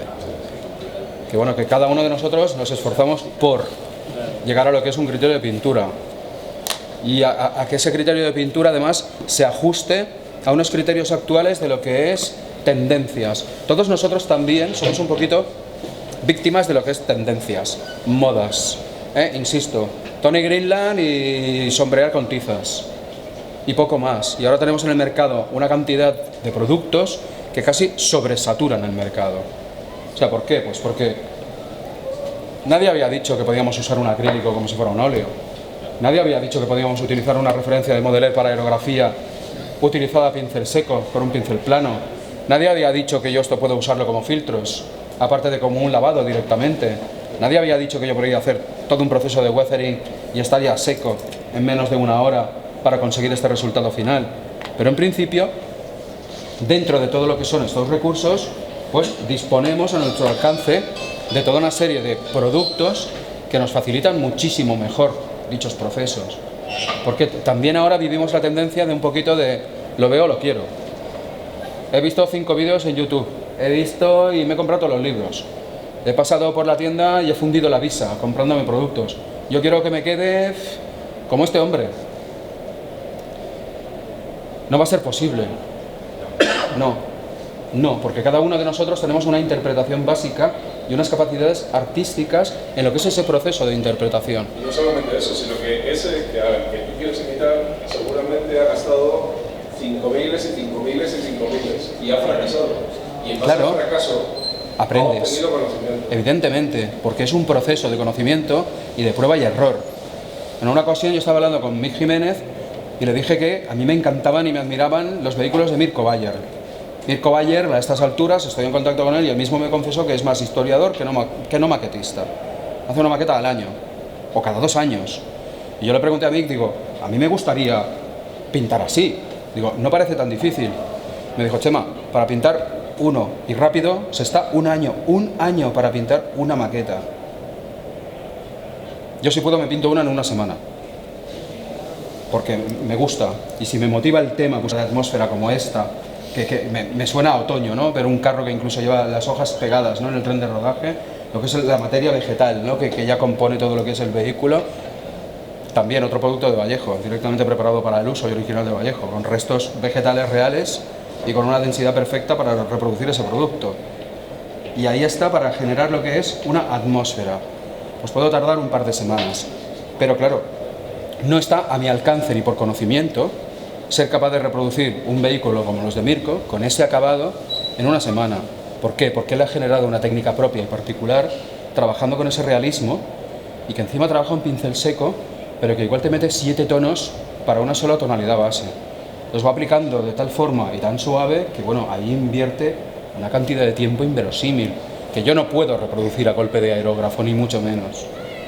Pero bueno, ahí lo tenemos, y ahí él trabaja, y cada uno es muy libre de la opción que pretende emular. Sí que estoy de acuerdo que de alguna manera nos gustan, en unas tendencias de mercado y pautado en las marcas de los concursos. La nueva ola. Sí, les gusta. Yo ya tengo mis años. Pero eso no quiere decir que tú estés en una tendencia nueva ola. O sea, absorbes eso y lo haces tuyo. Hasta cierto punto sí. Hay gente que sigue tendencias. Yo estaba trabajando con Adam Wilder cuando por primera vez planteó lo de la modulación de color. Y que en lugar de trabajar con los panelados de Berlinden o la luz genital, que quiere decir la luz sale de donde me da...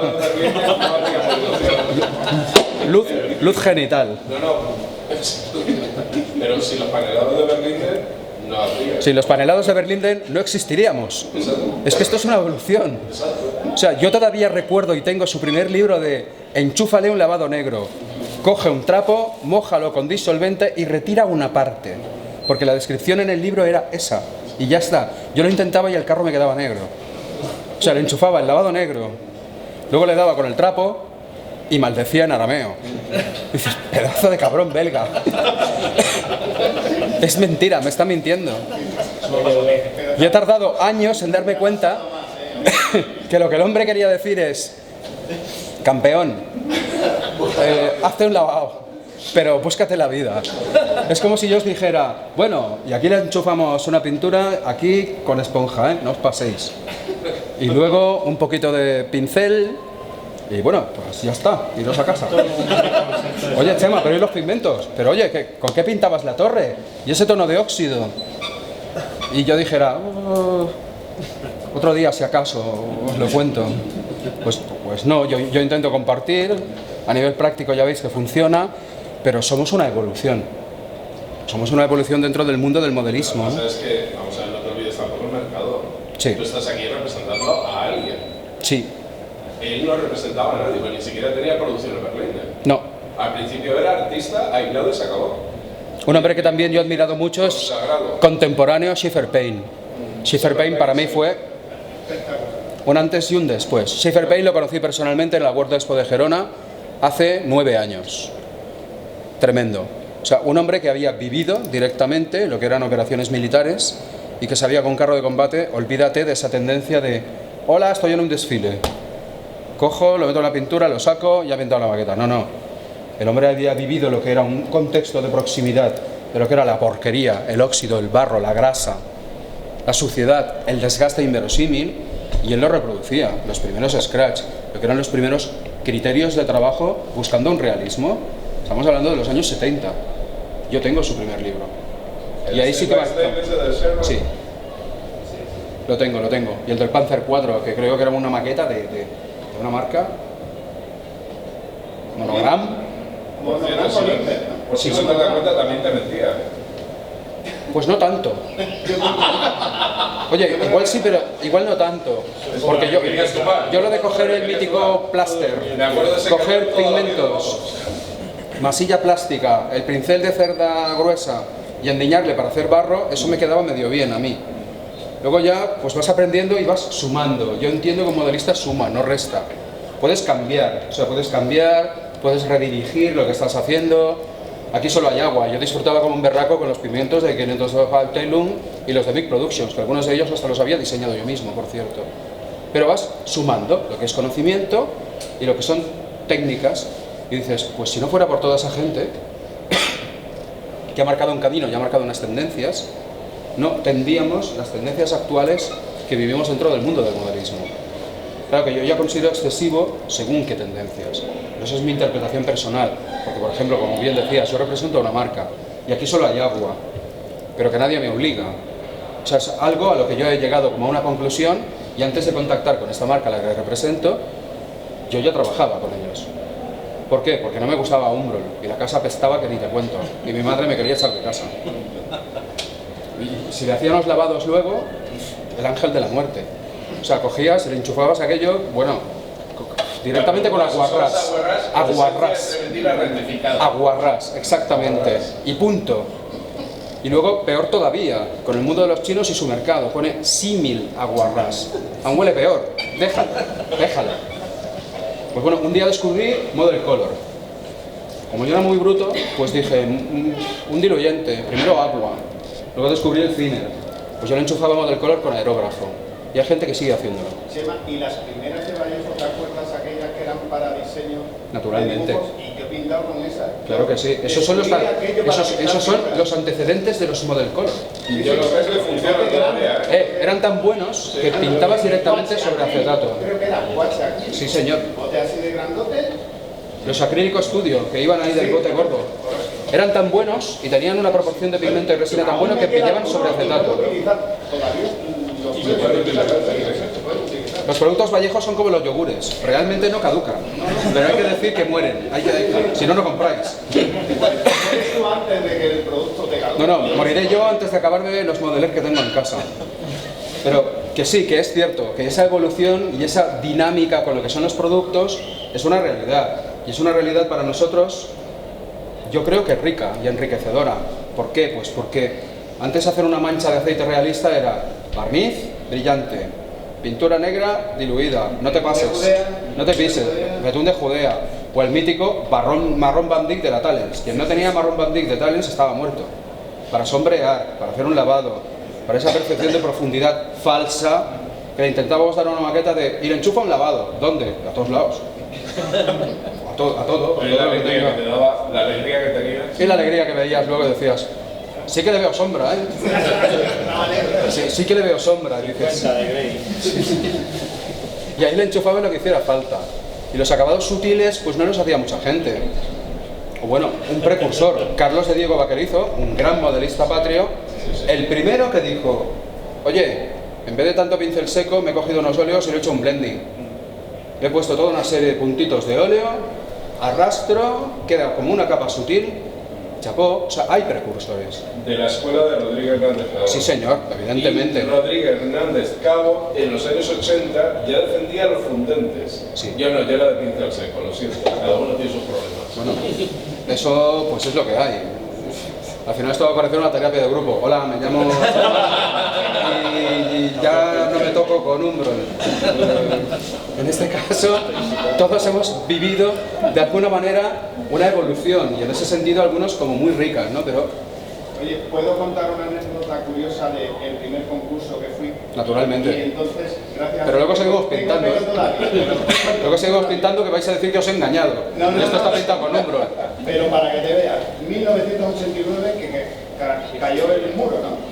Eso creo, sí. Concurso de Valladolid en Plástico Santos. Yo llegué con mi maqueta Internacional, perdona, sí, internacional. pero te cuento, rápido. Llegué con mi maqueta a escala 1.72 pintado con Umbro y Berlín, las cosas de Berlín. Claro.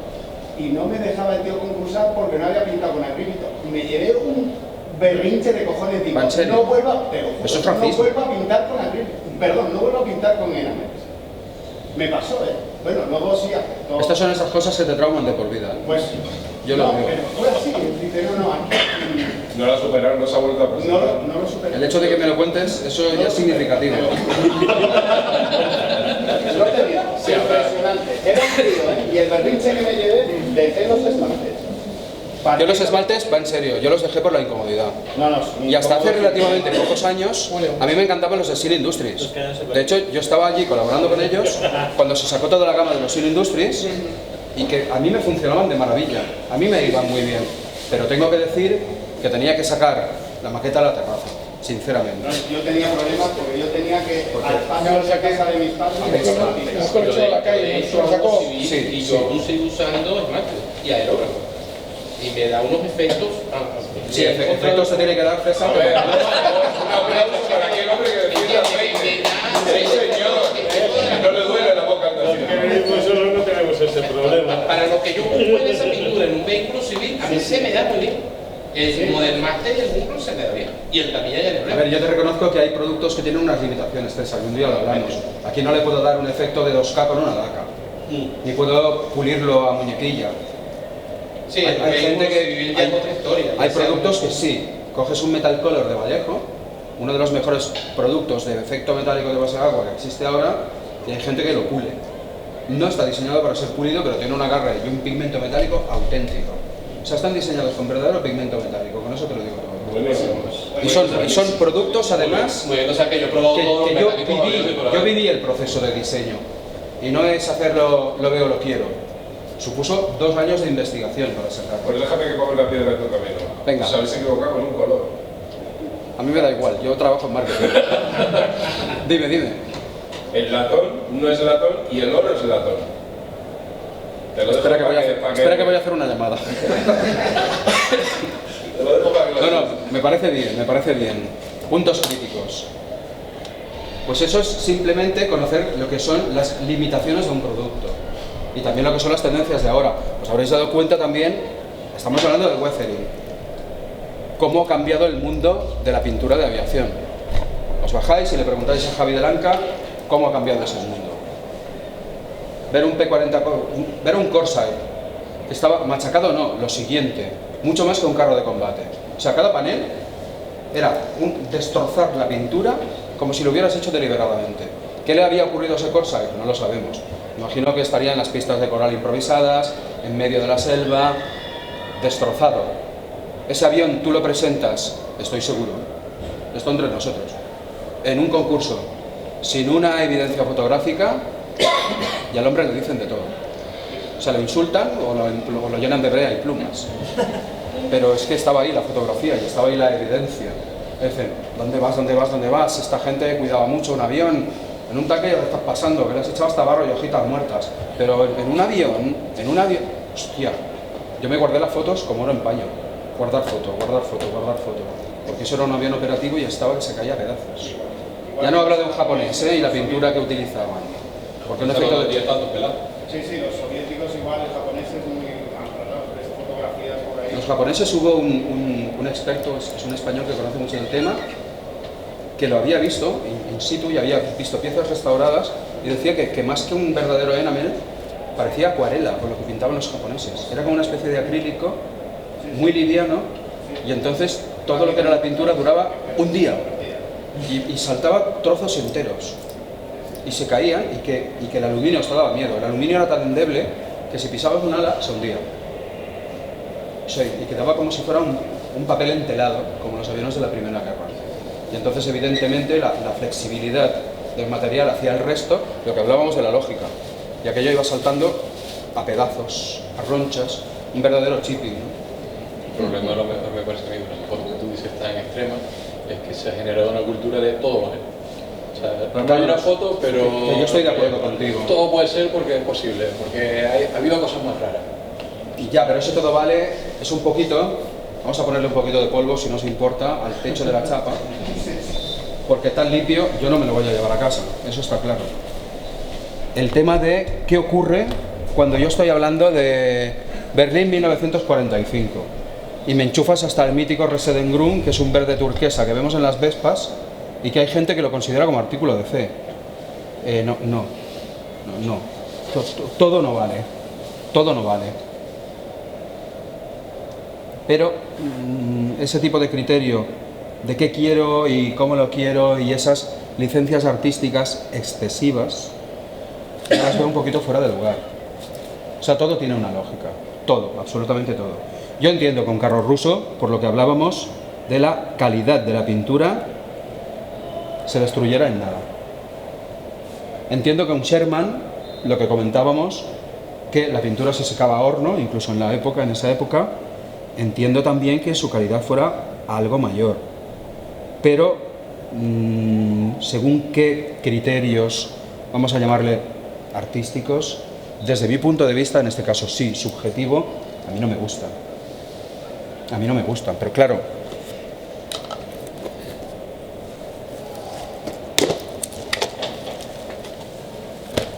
os había traído un what if.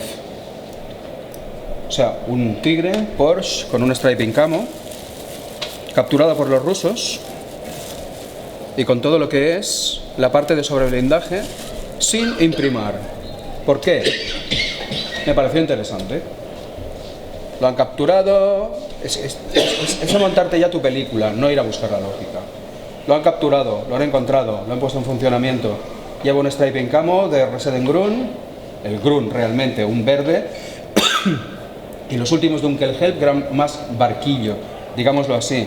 Pues bueno, la combinación que encontramos de óxido y de camuflaje, pues es plausible, pero esto no ha existido nunca. O sea, esto sí que es una licencia mía en base a qué hubiera ocurrido, sí, pero no hace falta montarle una batería de cohetes en la torre, con un orco detrás que está manipulando los mandos, con un visor nocturno. No, ya bastante hecho, ¿no?, en aventurarme con el hecho de que los rusos han podido capturar, elucubrando, en un depósito un vehículo de estas características, con el sobreañadido de blindaje que tenían los Porsche de última generación, y lo han puesto en funcionamiento. ¿Qué puedes discutirme? Rigurosidad histórica. Tu gusto. Exacto, ni más ni menos. Oh, Dios mío, hablando, se ha secado el acrílico. ¿Qué pasará ahora? No pasa nada. ¿Veis cómo estoy trabajando lo que son los fundidos para generar un efecto de polvo? ¿Tú nunca utilizas retardantes en los acrílicos o sí? No, ¿Por qué? no me hacen falta. Mezclas...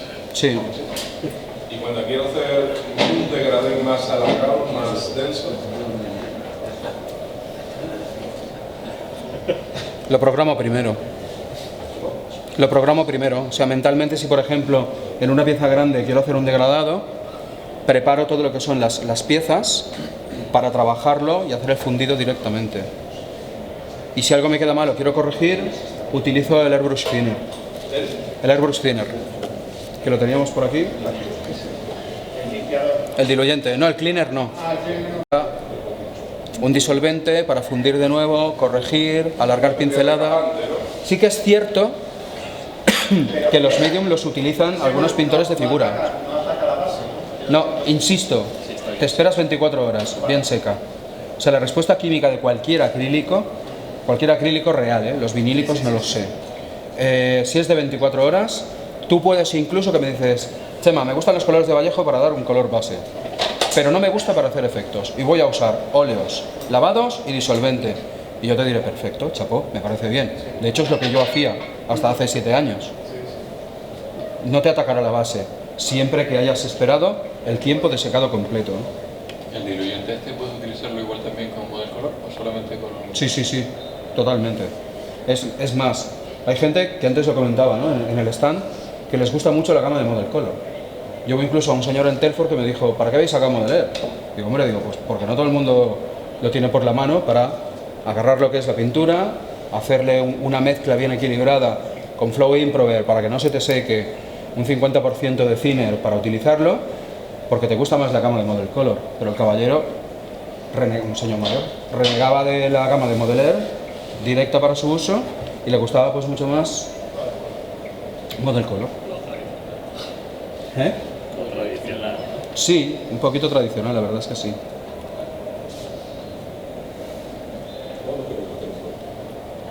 y bueno, también para la empresa es una rentabilidad extra, ¿no? Dime. Que ese pequeño detalle no hace con rentabilidad extra.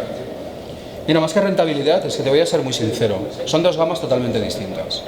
La gama de Model Air tiene una fidelidad histórica de colores reales desde hace ya 18 años.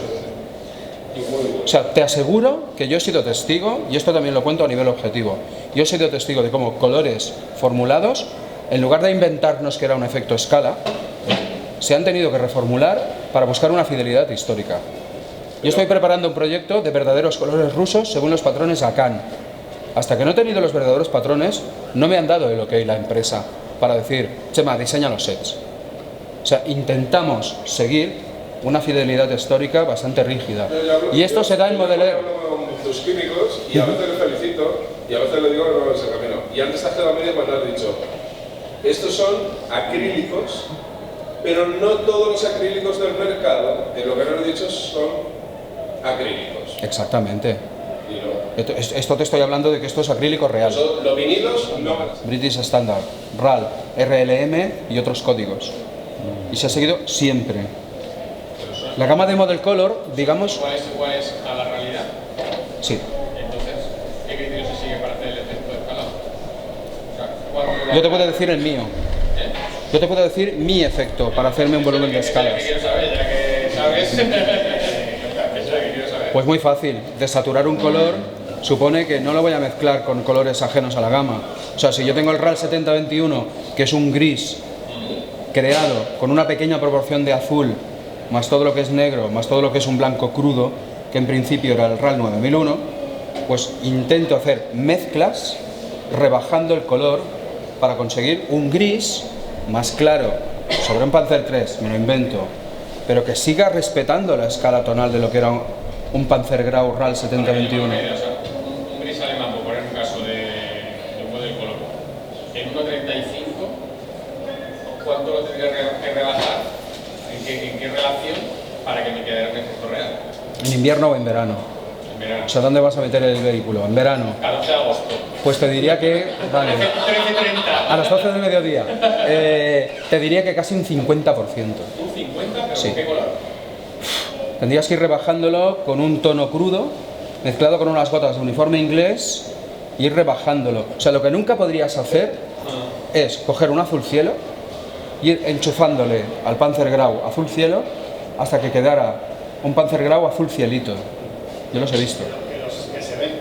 Se ven. Coger y meterle un 50% con un color hueso para que nos entendamos Sí, te funcionaría. y quedaría a 1.35, quedaría medio Sí, medio. sí, sí. Partiendo de que deberías tener un conocimiento básico de los colores, de Exacto. los complementarios, de lo que es... O sea, en una ocasión, Carlos de Diego Vaquerizo también sacó una escala tonal del efecto escala muy correcta de lo que sería para trabajar y hacer mezclas. A 1.72 aún tendrías que rebajarlo más. ¿Por qué? Porque toda pieza, estamos hablando de un efecto físico de reflexión de luz y nos obliga a tener una respuesta física. No por una moda, pero lo que yo no puedo hacer es inventarme un tono y decir que lo he hecho por tu bien porque es efecto escala. O sea, dentro de la gama de Model Air, esa fidelidad histórica de tono existe. Dentro de Model Color encuentras otras gamas porque se había pensado al principio en uniformes y porque son herencia de colores de Bellas Artes y porque son herencia de colores de alta calidad y si te fijas el catálogo de Model Color está dividido por escalas cromáticas: naranjas, azules, verdes, grises fríos, grises cálidos. Pero Model Air no, Model Air es All-Light Drab, All-Light Drab, USAF, colores IDF. O sea, está todo organizado de alguna manera por lo que son verdaderas escalas cromáticas utilizadas por ejércitos y por lo que son archivos. Yo ahora mismo tengo la suerte que contacté con un señor en Telford que me ha conseguido los 6 chips auténticos de tonos de Dunkelgelb. Ni inventados ni nada, me los ha enviado numerados, fechas, archivo. Esa información habrá que aprovecharla, pero no me podré inventar los matices. O sea, si es esa, ni más ni menos.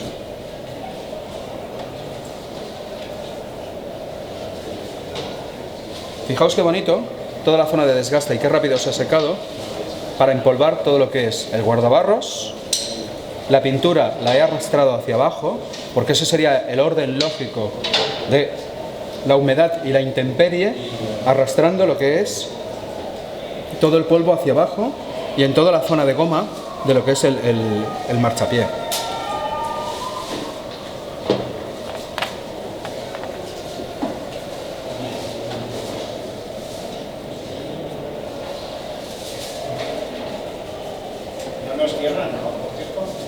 Cierran a las 9. A las 8:30. En 5 minutos nos vamos a cenar. Es que entiendo que ha sido interesante, pero han habido otras disquisiciones también de mucho interés sobre que eran tanto tendencias como material como actitudes, ¿no?, de trabajo.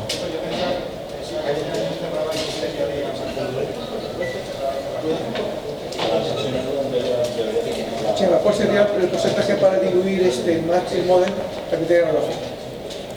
El Model Color, para usarlo con aerógrafo, un 50 y 50. Dos partes, 50% de pintura de Model Color, 50% de thinner. Y aún hay gente que incluso agarra el Flow Improver, que ese sí es un retardante de aerografía, y entonces le pone unas 2-3 gotas por cada 10 gotas de pintura.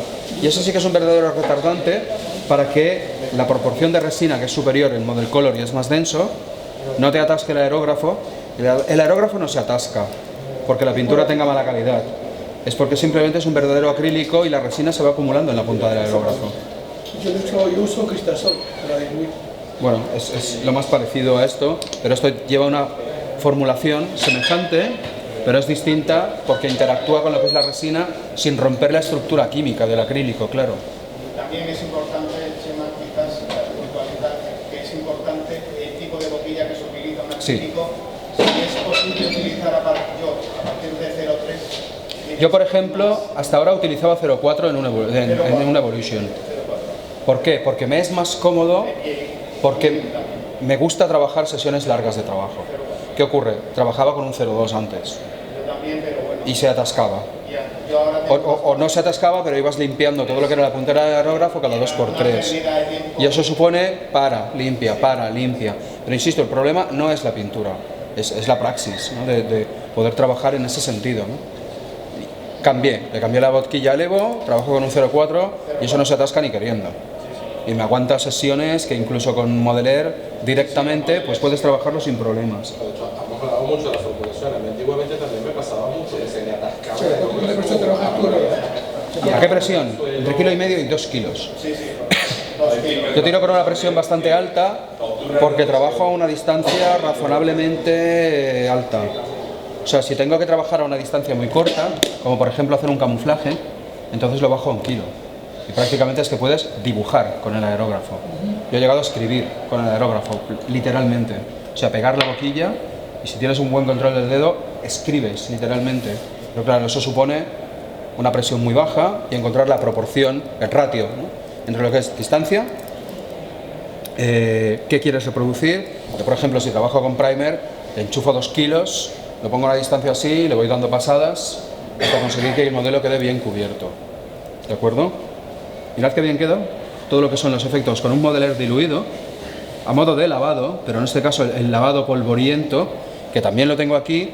Me interesaba utilizar ese tono porque ese tono me recuerda mucho al tono utilizado en la caja de carga. Si he utilizado un desgaste en una zona, me gusta que tenga la coherencia como para que el ensuciado esté igual en otras partes.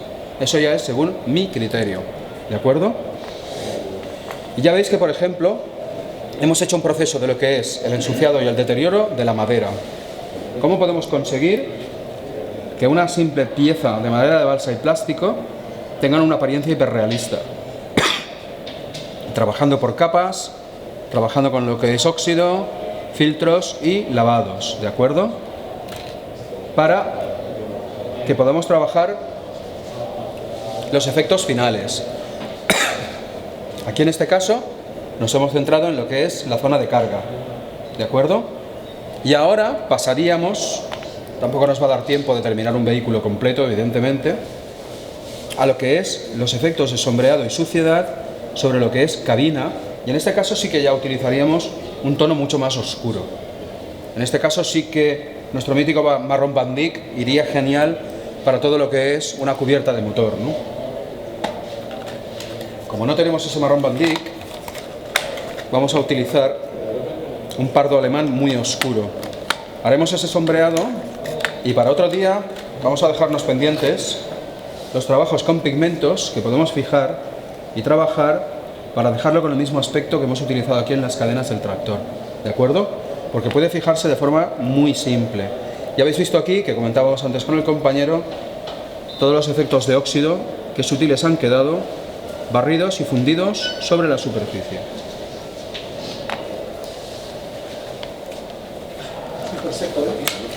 Está seco, ¿verdad? Hola, Mick. Creo que a ti te gustan mucho los pavonados, ¿no? Ese pavonado que hace las cinturas, en el que sacan los entretonos, ¿no? Sí. O sea, a mí me gusta mucho trabajar lo que es la riqueza de luz y sombra. O sea, no me gusta llegar en las bases de mis colores a un render, pero me gusta trabajar con lo que es el volumen. Estamos forzando que un objeto de plástico, que es una miniatura, tenga una presencia física delante de ti. Esa presencia pasa por lo que es el volumen, la fuerza, incluso el peso aparente que pueda tener esa pieza de plástico.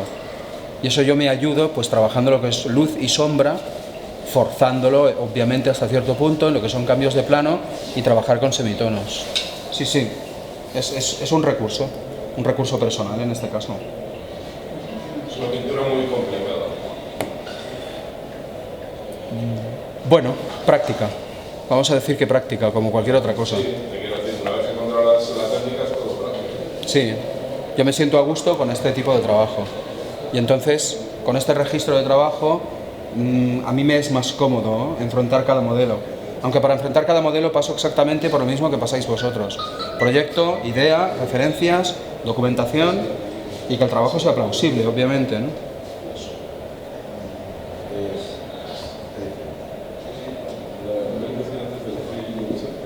¿Qué tiempo sueles trabajar? ¿Qué tiempo? ¿3 horas, 2 horas? Diariamente, Sí. cuando trabajo en un modelo, Sí. unas 3 horas diarias. Dentro de lo que ¿En es el día? ¿Lo dejas? a lo largo del día. Luego cuando llego a casa puedo trabajar también un par de horas. Intento que el trabajo de ensamblado no me ocupe demasiado. No me gusta complicarme la vida con maquetas que vayan a suponerme un mes de proceso de montaje, ¿no? ¿Haces pilates o yoga o algo? Que no tienes problemas de... No, yo había hecho culturismo. ¿Daos cuenta que bioinfluye? ¿Cómo cambian los tonos?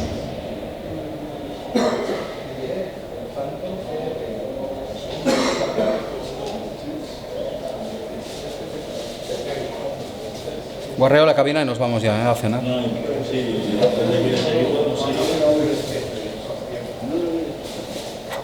¿Daos cuenta qué bonito? Acercaos, acercaos. No tenemos marrón Van Dyck, pero tenemos el pardo alemán y un pincel. Daos cuenta cómo van en profundidad de el antes y el después. Cómo capilariza.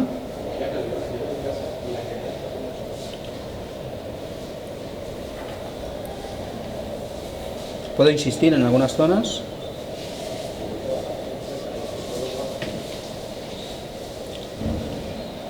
Ahí tú guardas Sigo siempre más los trazos. Parte del satinado y para la caja de carga el mate. Exactamente. ¿Por qué? Pues como decíamos al principio, siempre un material tiene una respuesta distinta al otro.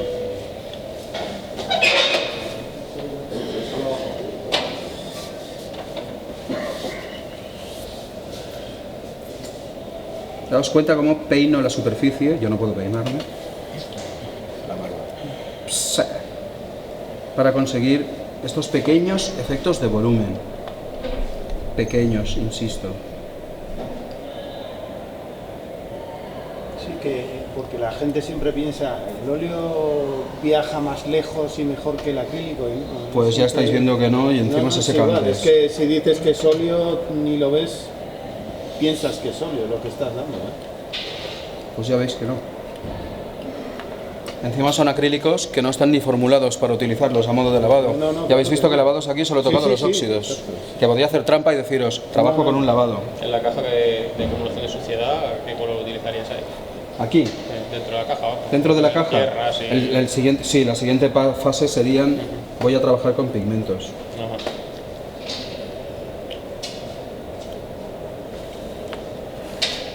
Daos cuenta, qué bonito queda. Queda sucio, no es excesivo. Hemos conseguido diferenciar la suciedad de un techo con el polvo acumulado y escurrido, con lo que sería la suciedad que nos ha dado un trabajo sutil de sombreado. En algunas zonas podemos insistir. Si utilizas el Sire, ¿no? Ese tono. Sí, el dark brown, el 71042. Sí, muy próximo al model color de pardo alemán. Es el mismo. Es el mismo. Es el mismo matiz. Es el mismo matiz, sí. Ya habéis visto además que el techo está ya seco. Es que yo, como soy un cagaprisas, trabajar con acrílicos para mí ha sido la panacea. Pues ya lo tenemos. Un sombreado, unas zonas de suciedad en los guardabarros que gracias al barniz satinado ha fluido de forma natural para que en los rodapiés caigan todos los efectos de polvo. Y ahora, ¿qué nos faltarían? Faltaría darle la vuelta, trabajar con pigmentos para hacer un efecto de barro acumulado. Como podéis ver aquí, también las ruedas podrían tratarse. Y sería, bueno, conseguir, pues, prácticamente lo mismo que hemos conseguido sobre esta base. De una forma sencilla, rápida dominando un poquito la técnica, si requiere cierta práctica, si no habéis trabajado anteriormente con acrílicos, y ya está, sin problema. Le daríamos la vuelta, haríamos efectos como, por ejemplo, efectos interesantes, lo que comentabas, la grasa y la tierra en el buje de la llanta de una de las ruedas. Evidentemente, un par de manchitas de aceite alrededor del boqueler, del depósito de aceite cerca del parabrisas. Si queréis, ya nos iniciaríamos también en lo que es el tema de arañazos y desconchones, porque lo ha llevado un conductor torpe, y aquí, sobre lo que es el guardabarros, haríamos unos arañazos. Si son arañazos superficiales de desplazamiento, en un gris claro. Si interesa más profundamente a la chapa, haríamos primero el gris y en el centro de la misma lo que es el acero oxidado. Entonces utilizaríamos de nuevo este matiz. ¿De acuerdo? ¿Alguna pregunta? Una tonelada de ellas, pero pasa bien. Haremos más de todo. Sí, sí. Hay que hacer. Estupendo. Pues ha sido un placer. Encantado. Muchísimas gracias. Gracias.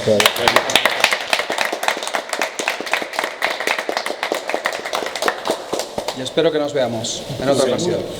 ¿De acuerdo? Sí. Estos juegan con ventaja.